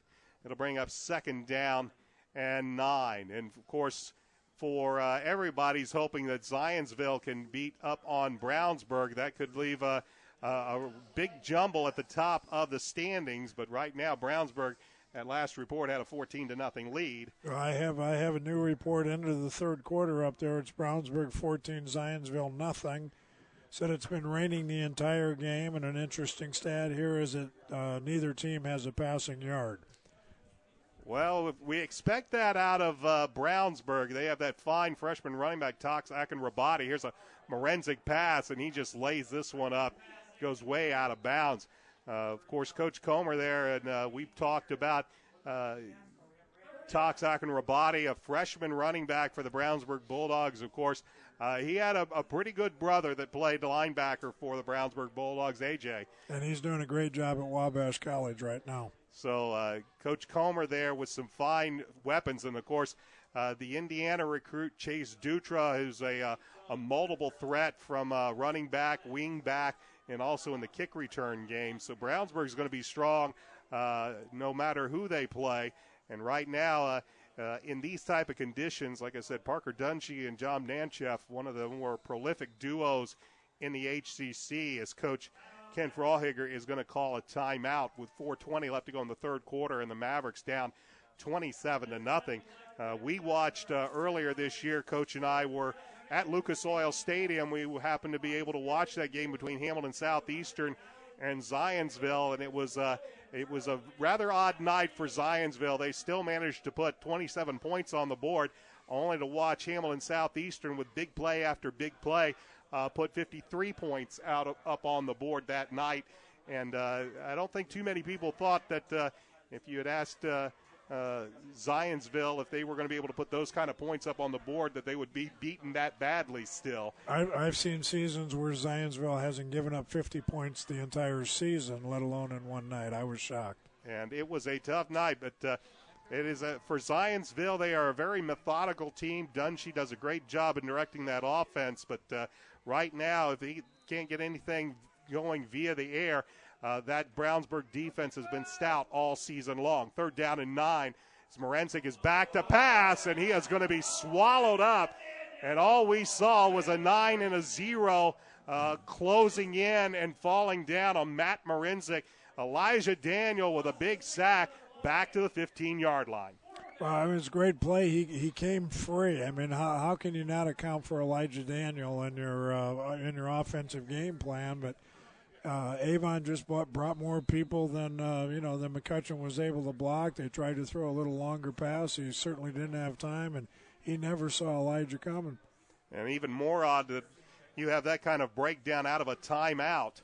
But it will be 4th down as Shake, who just had his last punt blocked. He'll be standing about to his 1-yard line.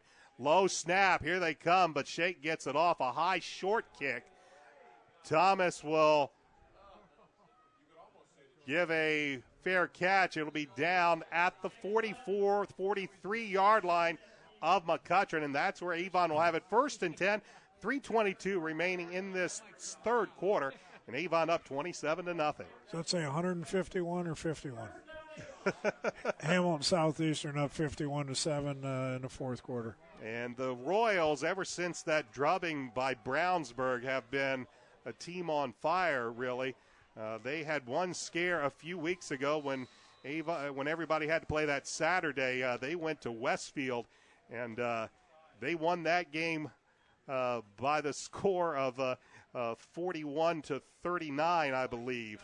As the give is around the right side, as Johnson, keeps it.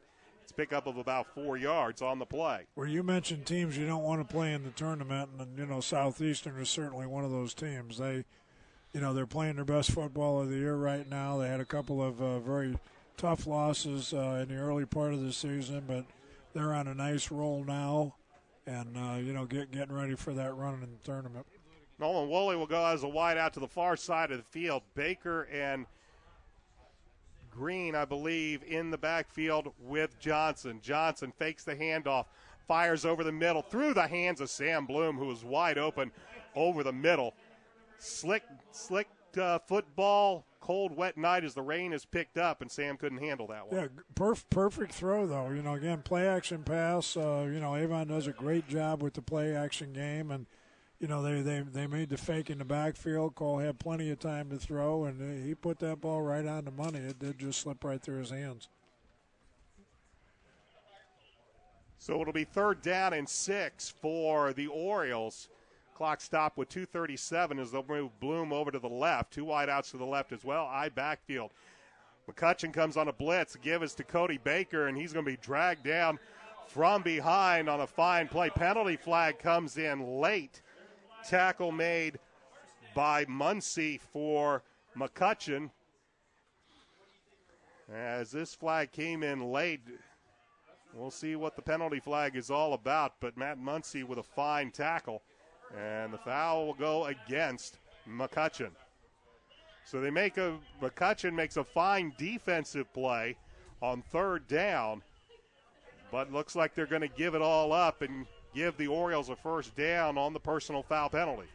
Yeah, those are the plays that just drive you crazy as a head coach, because they had a nice series. They came up and had the correct call. They anticipated. It looked like that Avon was going to run the sweep. They had a man come free on the outside to make a big play, and then they come up there with the penalty that gives Avon a 1st down and great field position. Well, we've been looking at scores throughout the HCC and all. Westfield up on Noblesville 6-0, and as I mentioned, Westfield has been just snake-bitten all season long. They have played some very good football, only to either have some teams come from behind on them late in games or actually have their rallies fall just short. But right now they're up 6-0 on Noblesville. Meanwhile, Avon 1st and 10 from the Maverick 32-yard line, as the give is to Baker. And Baker, as he has done so often this season, he just grabs a hold of the football and drags defenders with him, and he'll drag them all the way down inside the 25 to the 24-yard line. That'll bring us second down and a long yard and a half or so, as we are under 2 minutes left to go in this third quarter. Avon has been well in front, and now a timeout called by the side judge, and he's pointing as they've got some players, somebody with umbrellas down there on the sideline. Yeah, I'm not exactly sure what's going on over there, but it is something to do with the sideline. Needless to say, they're not going to evidently do anything about it, as they will now wind the clock with 1:40 left to go third quarter. Second down and 2 for Avon. Ball's on the Maverick 24-yard line. Orioles up 27-0, as the Orioles will break the huddle. Cress Kimbrough and Nolan Woolley will line up as wide receivers to the far side. Sam Bloom lines up tight end right. High backfield with Green and Baker. The give is to Baker. Cody eludes one tackle, and he will take it close to the 15-yard line. That will give Avon a first down. Yeah, it's still 14-0, but Zionsville picked up a turnover here with 7 minutes to go in the game. So all eyes, as I mentioned, at Brownsburg. A win by the Bulldogs. They are the undisputed Hoosier Crossroads Conference champions tonight, as they will be undefeated at 8-0. Everybody else will have 2 losses on the season, as clock is now under a minute left. 1st and 10 for the Orioles. Ball is spotted at the Maverick 18-yard line, as the seconds here in the third quarter is a blitz, but Cody Baker will take it over to the right side, right up the middle. Matt Muncie will take him down over on the right hash at around the 10-yard line. They blitz the middle linebacker, but coming right through that hole where the linebacker was, Cody Baker ran straight through it and took it all the way to the 10. Yeah, he came through clean. Fortunately, it was one hole opposite of where they were running, and the timing turned out pretty well for Avon. Cody made a nice run. Second down and 2, 15 seconds remain. They will have to run one play as Bloom goes in motion to the left, and the defensive line of the Mavericks shifts. Here's a keeper by Johnson, and he has nothing doing there, as it's sniffed out very well by McCutcheon. Lucas Robinson with the tackle, a 5'11", 175-pound sophomore outside linebacker. And that'll be the final play of the third quarter. We'll switch ends, and we have 12 minutes of football left to go. Avon with a 27-0 lead. Back with the fourth quarter after this. This is Oriole Football on AudioSportsOnline.com. A proud supporter of Avon High School football on AudioSportsOnline.com, ABC Roofing Company is your local source for roofing, siding, gutters, insulation, and more. ABC Roofing has been serving Indy now for 38 years. ABC Roofing Company has received the Angie's List Super Service Award for an unprecedented 13 consecutive years. The ABC Roofing Company is also the area's only Owens Corning Platinum Preferred roofing contractor, only one of 3 in the entire state of Indiana. They also offer a lifetime workmanship guarantee backed 100% by Owens Corning. ABC Roofing is located at 8499 East US Highway 36 in Avon. Call them today at 317-228-9882 or check them out on the web at www.abcrfg.com. 12 minutes remain in the fourth quarter. Avon out in front, 27-0. Alongside the Indiana Football Hall of Famer Dave Shelbourne, my name's Brian Scott. In a game that really Avon has not been tested at all McCutcheon with all sorts of problems offensively. It's been a cold, wet, rainy night. The wind has picked up. Avon now will be heading into the teeth of that wind as the rain comes down harder now. Had a bit of a reprieve in the third quarter, but it has picked up once again, and it'll be a 3rd down and 6 for the Orioles at the 14-yard line of McCutcheon. McCutcheon shows blitz. The give is to Baker. Baker will run left side, and he's going to be brought down. Matt Muncy, once again, the leading tackler for the Mavericks, in there to make the stop. Niles Edwards is going to head out on the field for a field goal try in what is very generously called not ideal conditions. Well, I think I heard you say earlier, and I hate to say I'm agreeing with you because it's still coming down pretty good, but maybe not quite as hard as it was the first half. The turf does give you a chance here also because, again, at least his footing should be good. 28-0 Fishers right now. This will be a 31-yard field goal from dead straight on for Niles Edwards, again into a wind. Good snap, good hold. The kick is up, and the kick is no good. It pushed just right. Wind looked like we got a bit of a crosswind here, and the wind might have gotten that one and just pushed it to the right. So the field goal is no good, and McCutcheon will take over 1st and 10 from their own 20-yard line. Looked a little bit up my wedge shot, trying to hit the green, didn't quite hit the green, went a little bit to the right. So 11:04 remain in this contest. Avon out in front 27-0, and for McCutcheon, they tried to almost exclusively run it in the first half. This second half, they've tried to throw it a lot more often. Yeah, they're having trouble coming up with any idea here tonight. The Avon defense is just dominated. This is Deno with the carry, and in there to make it the tackle is T.J. Wilson after a pickup of 2, and McCutcheon will go into a no huddle.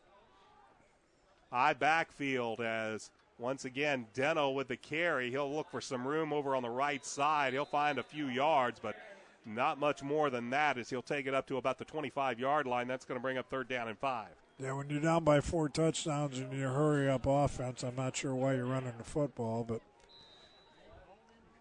So 3rd down and 5, and they will play action pass as Morensic is just not going to find anything because all he's going to run into is a black shirt, and that black shirt is going to belong to Mac Duffin, who's going to drop him for about a 4-yard loss. So it'll bring up 4th and 9. Yeah, I think I saw Isaiah on the bottom of that pile as well. He's easy to pick out on the field. He's got that big body, and it's nice to see him back out there tonight contributing to the defensive effort. So 3 plays and out for the Mavericks, as Shake will again be punting from deep in his own territory. He'll set up around the 6-yard line. Dane Thomas will set up at his own 45. Low snap, but a good job by Shake to get this one away. Has the wind behind him, and it goes off of Thomas. Thompson will pick it up and then just simply fall on it on the 35. Smart move by Dane to try to not do anything more with that than just simply recover it and fall on it at the 35. Yeah, if he'd have caught it cleanly, he might have had a little, time to make a run. But, when he bobbled the ball very intelligently, he knew the important thing there was to keep possession. He just dropped on the ball and, giving Avon another chance here to put a touchdown up. So 27-0 Orioles with the lead and the football with 9:36 remaining in quarter number 4 as Jalen Edwards and Nolan Woolley will line up to the near side. Tennant and Green in an eye behind Cole Johnson. Johnson with a long count. The give is to Tennant right up the middle. He'll find a little bit of room before he's finally going to be brought down after a gain of about 3 or 4 yards on the play. I believe Matt Muncy once again in there on the tackle for McCutcheon. And it is a pickup of about 4 yards. It'll bring up 2nd down and 6 as the clock moves with 9:10 left to go. This time, Woolley and Edwards will go to the right side, and Tennant and Green will stay in the eye. Sam Bloom is tight end left. Mavericks showing blitz, play action pass. A good move by Johnson. Eludes the pressure, gets a block from the backside, but finally nobody open downfield, and coming in to make the play for the McCutcheon Mavericks and finishing off the play was Cole Girard. Good elusive move by Cole Johnson, but he simply couldn't find anybody open downfield. Yeah, he almost got blindsided. That was kind of one of those feel things. He must have heard him coming or felt him coming, because he came from his blind side, and he did make a very athletic move, not only to avoid that tackle, but actually to get out on the corner and pick up the yardage that he did. But a 3rd down and 5 for Avon, as they set up for this 3rd down and 5. Derek Tennant and Anthony Green will flank Johnson in the gun, as Edwards is lined up in the slot right. 4 down front for McCutcheon. Johnson with a snap, rolls to the right, looks, fires downfield, and the pass is incomplete. Looking for Nolan Woolley, but it looks like he short-hopped that ball, and that'll bring up 4th down for Avon. Had Nolan open over on the far sideline, but just couldn't get the ball to him. Yeah, it looked like he had a little trouble gripping it. So that'll bring up 4th down. Niles Edwards on the punt, as Elming and Brewer back deep. Bulldogs have won tonight. They have knocked off Zionsville by the score of 14-0. So your Hoosier Crossroads Conference champions is the Brownsburg Bulldogs, as this snap to Niles Edwards is going to be blown dead. So Brownsburg moves to 8-0. They are the outright champions of the Hoosier Crossroads Conference with 1 game to play, as Brett Comer's team will play Fishers next week. Meanwhile, Zionsville has fallen to 6-2 on the season. Edwards will get this one away. Spinning kick that'll be taken at the 32. This is Brewer. Looks for some room around the left side, and he'll get a decent return up to about the 37-yard line, and that's where McCutcheon looks to see if they can do anything on offense. They were 3 and out on their last drive, and they will have this one 1st and 10 from the 37-yard line. So congratulations to Brett Comer and the Brownsburg Bulldogs, the Hoosier Crossroads champions for 2012. And I can tell you just from past history, very seldom do you see a team go through this season undefeated. So they've had kind of the dream season up there this year. 1st and 10 for Morenzik and the Mavericks. The give is to Brewer, I believe, over the left side, and he's not going to find any room whatsoever, as that black-clad Oriole defense is able to drop him for a loss of 2 yards on the play.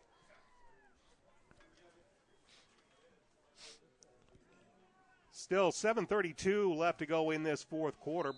Avon out in front 27-0, and if not for the conditions, it definitely feels like it could be a much, much bigger score than 27-0, as they have had their way with the Mavericks this entire game. Morenzik back to pass. Looks, fires, looking for Deno out of the flat. That is Elming.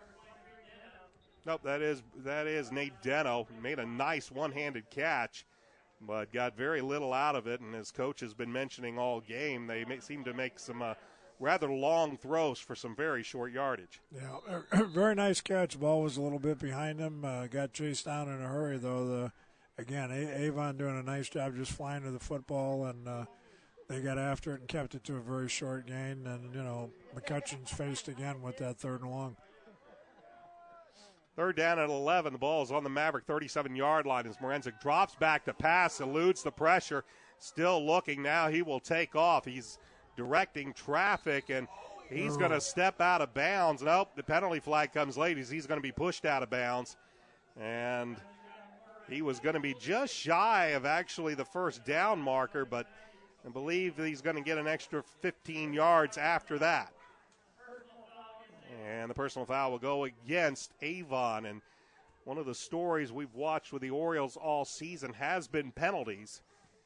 And while they are comfortably up 27-0, they had some killer penalties in the first quarter, and here's a big one that extends a Maverick drive. So the personal foul against Avon will march the ball down inside the 40, and they will stop at the 37-yard line. It'll be 1st and 10 Mavericks as we are about halfway through this fourth quarter. Yeah, the goal for both teams here, I mean, the outcome is not in doubt at all. It's just to finish up this game playing good, solid football. Here is a give to Deno. He'll run into Brian Stinnett, and it'll be a gain of maybe a half a yard on the play. Also in there might have been Matt Batustik and Elijah Daniels as well. No gain on the play by Deno to bring up 2nd down and 10 as we are halfway through this fourth and final quarter. Fans still here. The umbrellas are out. It's a cold, wet, rainy night, but they're watching their Orioles with a 27-0 lead on senior night as Morenzik drops back to pass. He gets sandwiched as coming in and making the big hit. Elijah Daniel was there. Isaiah Robinson, who got the start at nose guard, also in there as they met at the quarterback. And Morenzik lucky to get that one away, but also fortunate that he didn't get it picked off. Yeah, he's got to help himself out and hustle and get back in the pocket a little sooner.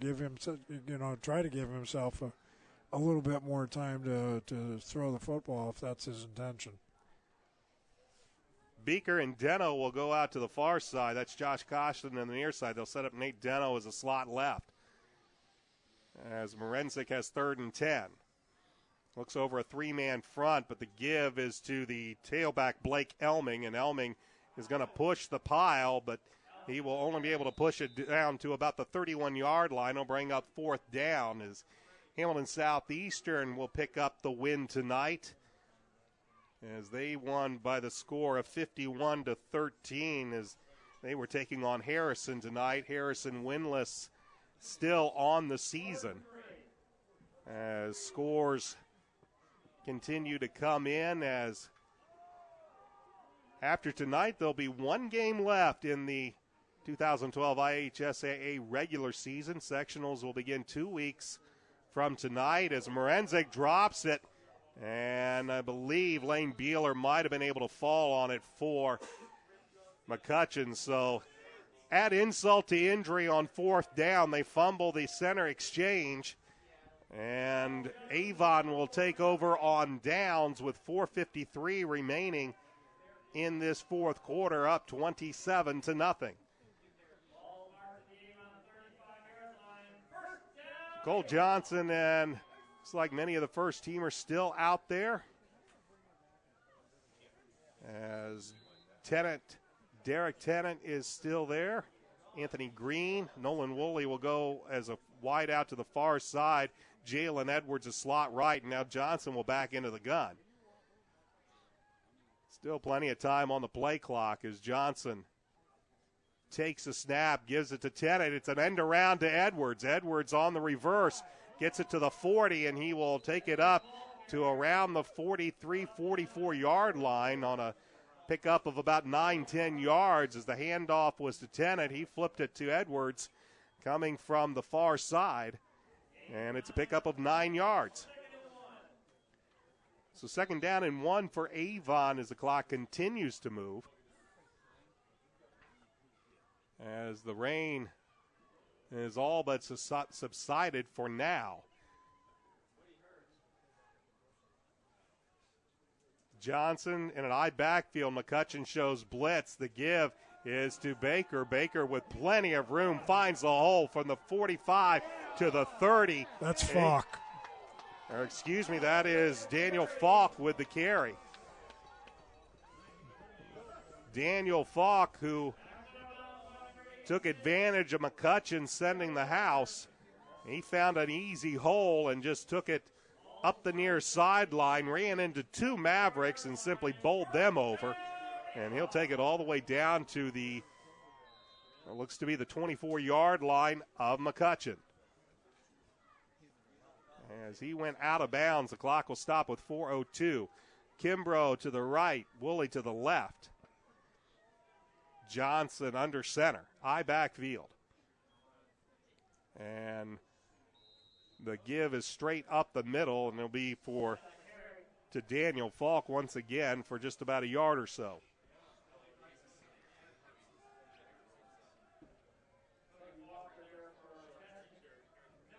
So 3 minutes and 43 seconds remain in the regular season home finale for Avon. And we will find out Sunday who the Orioles' opponent will be at the beginning of sectional play in 2 weeks. As they break the huddle on this 2nd down and 10, Woolley to the right and Kimbrough to the left. Falk and Green and I. The pitch is to Falk, looks to go around the right side, cuts it up, and he is going to be brought down. As coming in to make the play was middle linebacker Caleb Harper for the Mavericks to limit Falk to a gain of about a couple of yards. It'll bring up 3rd down and 8. Under 3 minutes left to go in the 4th quarter.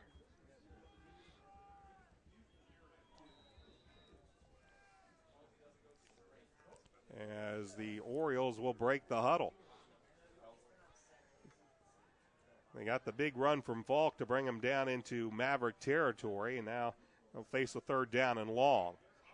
Nolan Woolley is the wide receiver to the left.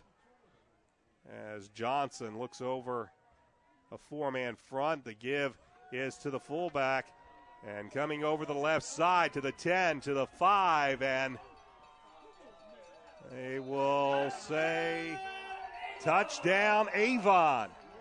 Yeah, little fullback trap. McCutcheon coming hard, blitzing a little bit. Good call, hit it clean, got himself into the end zone.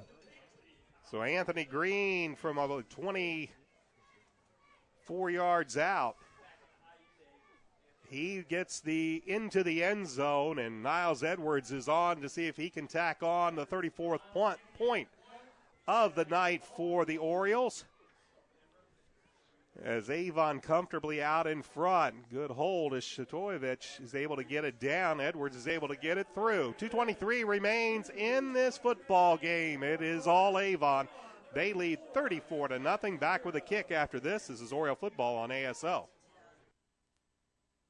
Motion 360 by Hendricks Regional Health provides care for the way you were meant to move. We care for every muscle, bone, and joint in your body to get you back to the activities you love. Get more information online at mymotion360.org. We'd like to thank our friends at the Hendricks County Flyer that have helped make tonight's video webcast possible. Please check them out online as well as watch tonight's game at flyergroup.com.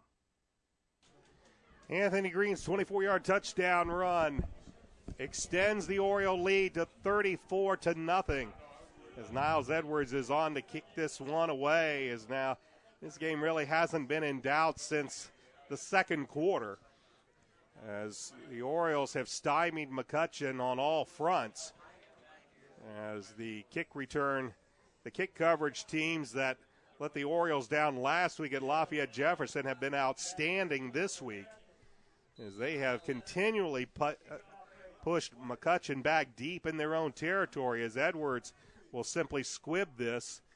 And it'll be taken by an up man at the 34-yard line, and he will take it up to about the 42, as getting the ball for the McCutcheon Mavericks was Brian Smith. And so it will be 1st and 10 for the Mavericks. The ball will be at their own 44-yard line, but they trail 34-0 with 2:18 remaining in this 4th quarter. So Marinzik and the offense back out onto the field. And the first play is a handoff right up the middle, as Blake Elming will take the ball up to near the 48-yard line. So down 34-0, they will elect to simply run this ball and run this clock out and try to go home and warm up on a very, very cold Friday night in Avon. On the Avon sideline, it doesn't seem to be nearly as cold as they are up comfortably 34-0. Minute 40 left to go with the clock still moving as Deno will line up as a slot receiver to the right. And Morensic will simply hand off and making the play, and a penalty flag comes in late as Blake Elming once again on the carry, but a penalty flag, it's a face mask against Avon. Looks like it's going to be the 5-yard variety, so tack 5 more onto this.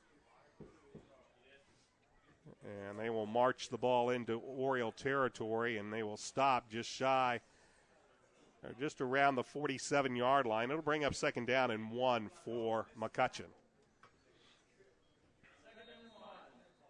So Avon will finish out the season next week. They will be traveling to Zionsville.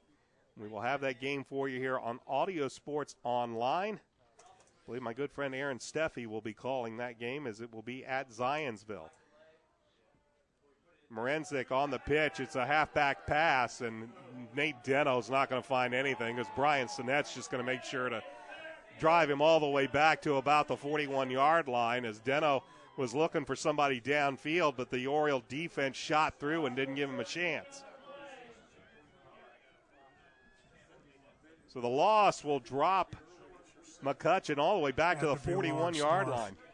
Ben Davis 75-0. Carmel 28-0. So we are seeing a pattern tonight. Not too many close games. The Brownsburg-Zionsville game might have been the closest game we've seen tonight, and McCutcheon's going to run another play here as time winds down. 25 seconds left, 10 on the play clock. The give is to Deno. He will go, or excuse me, that's Blake Elming. He will go straight up the middle, and that'll be the final play of this football game. Avon will move to 5-3 on the season as they win their regular season home finale here on senior night as they knock off McCutcheon in a game that just simply was not close by the score of 34-0. So, Coach, it is a cold night, so let's just quickly wrap this up so we can all go home and try to warm this up. A good bounce back for Avon after a tough loss last week.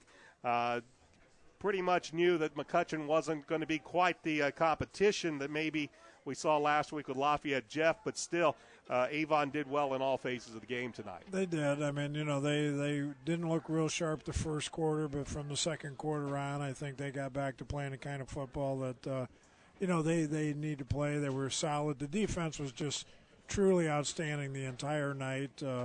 They played hard, they covered well, they rushed well, they played with little enthusiasm, they made big plays. Cole Johnson had a nice second quarter with the 3 touchdown passes and threw the ball well, and, they left him in the entire game, and, he looks like he's the guy that they're going to ride, and they want to allow him to take charge and be the leader out there, and it looks like he's done it. They've got a lot of contributions out of their running backs. They played a number of kids tonight who ran well and did a nice job. They didn't throw the ball a lot, but when they did, they were effective. And other than some penalties early, the offensive line did an outstanding job. They dominated things up front. And as you mentioned, the special teams, that was a little bit of a problem last week.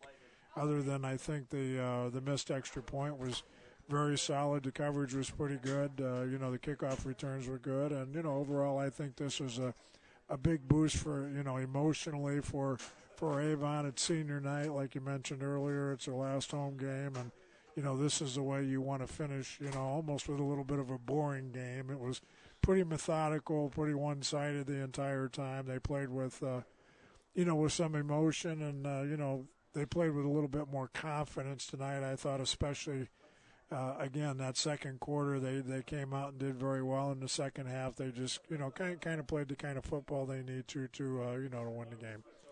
Avon, again, they moved to 5-3 on the season. They will wrap up the regular season next week when they travel to Zionsville to take on the Eagles. The Eagles lost tonight to Brownsburg. Brownsburg is your undisputed Hoosier Crossroads Conference champion. They are 8-0 tonight. They look to see if they can finish a perfect season next week when they travel to Fishers. We will find out about the sectional draw on Sunday, as Avon will see where they are going to be 2 weeks from tonight. If they are right here, well, I am sure Coach Shelbourne and I, we will be right here with you. Either way, check the website at Audio Sports Online. We'll let you know if the game can be on video. We will definitely have it for you. Otherwise, it will be on audio. Either way, we should have that game for you on Audio Sports Online. For the coach, Dave Shelbourne, my name's Brian Scott. I'd like to thank you for joining us on a cold, wet, rainy night here at Avon.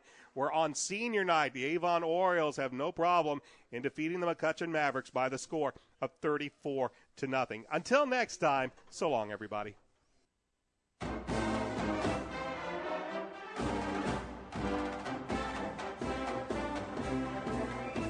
Thank you for tuning in to Avon Oriole Football, presented by Reynolds Body Shop and XRBRadio.com. Tonight's game was brought to you by Reynolds Body Shop, McDonald's, ABC Roofing, and Sullivan's Tire Plus. Avon Varsity Football is an AudioSportsOnline.com production.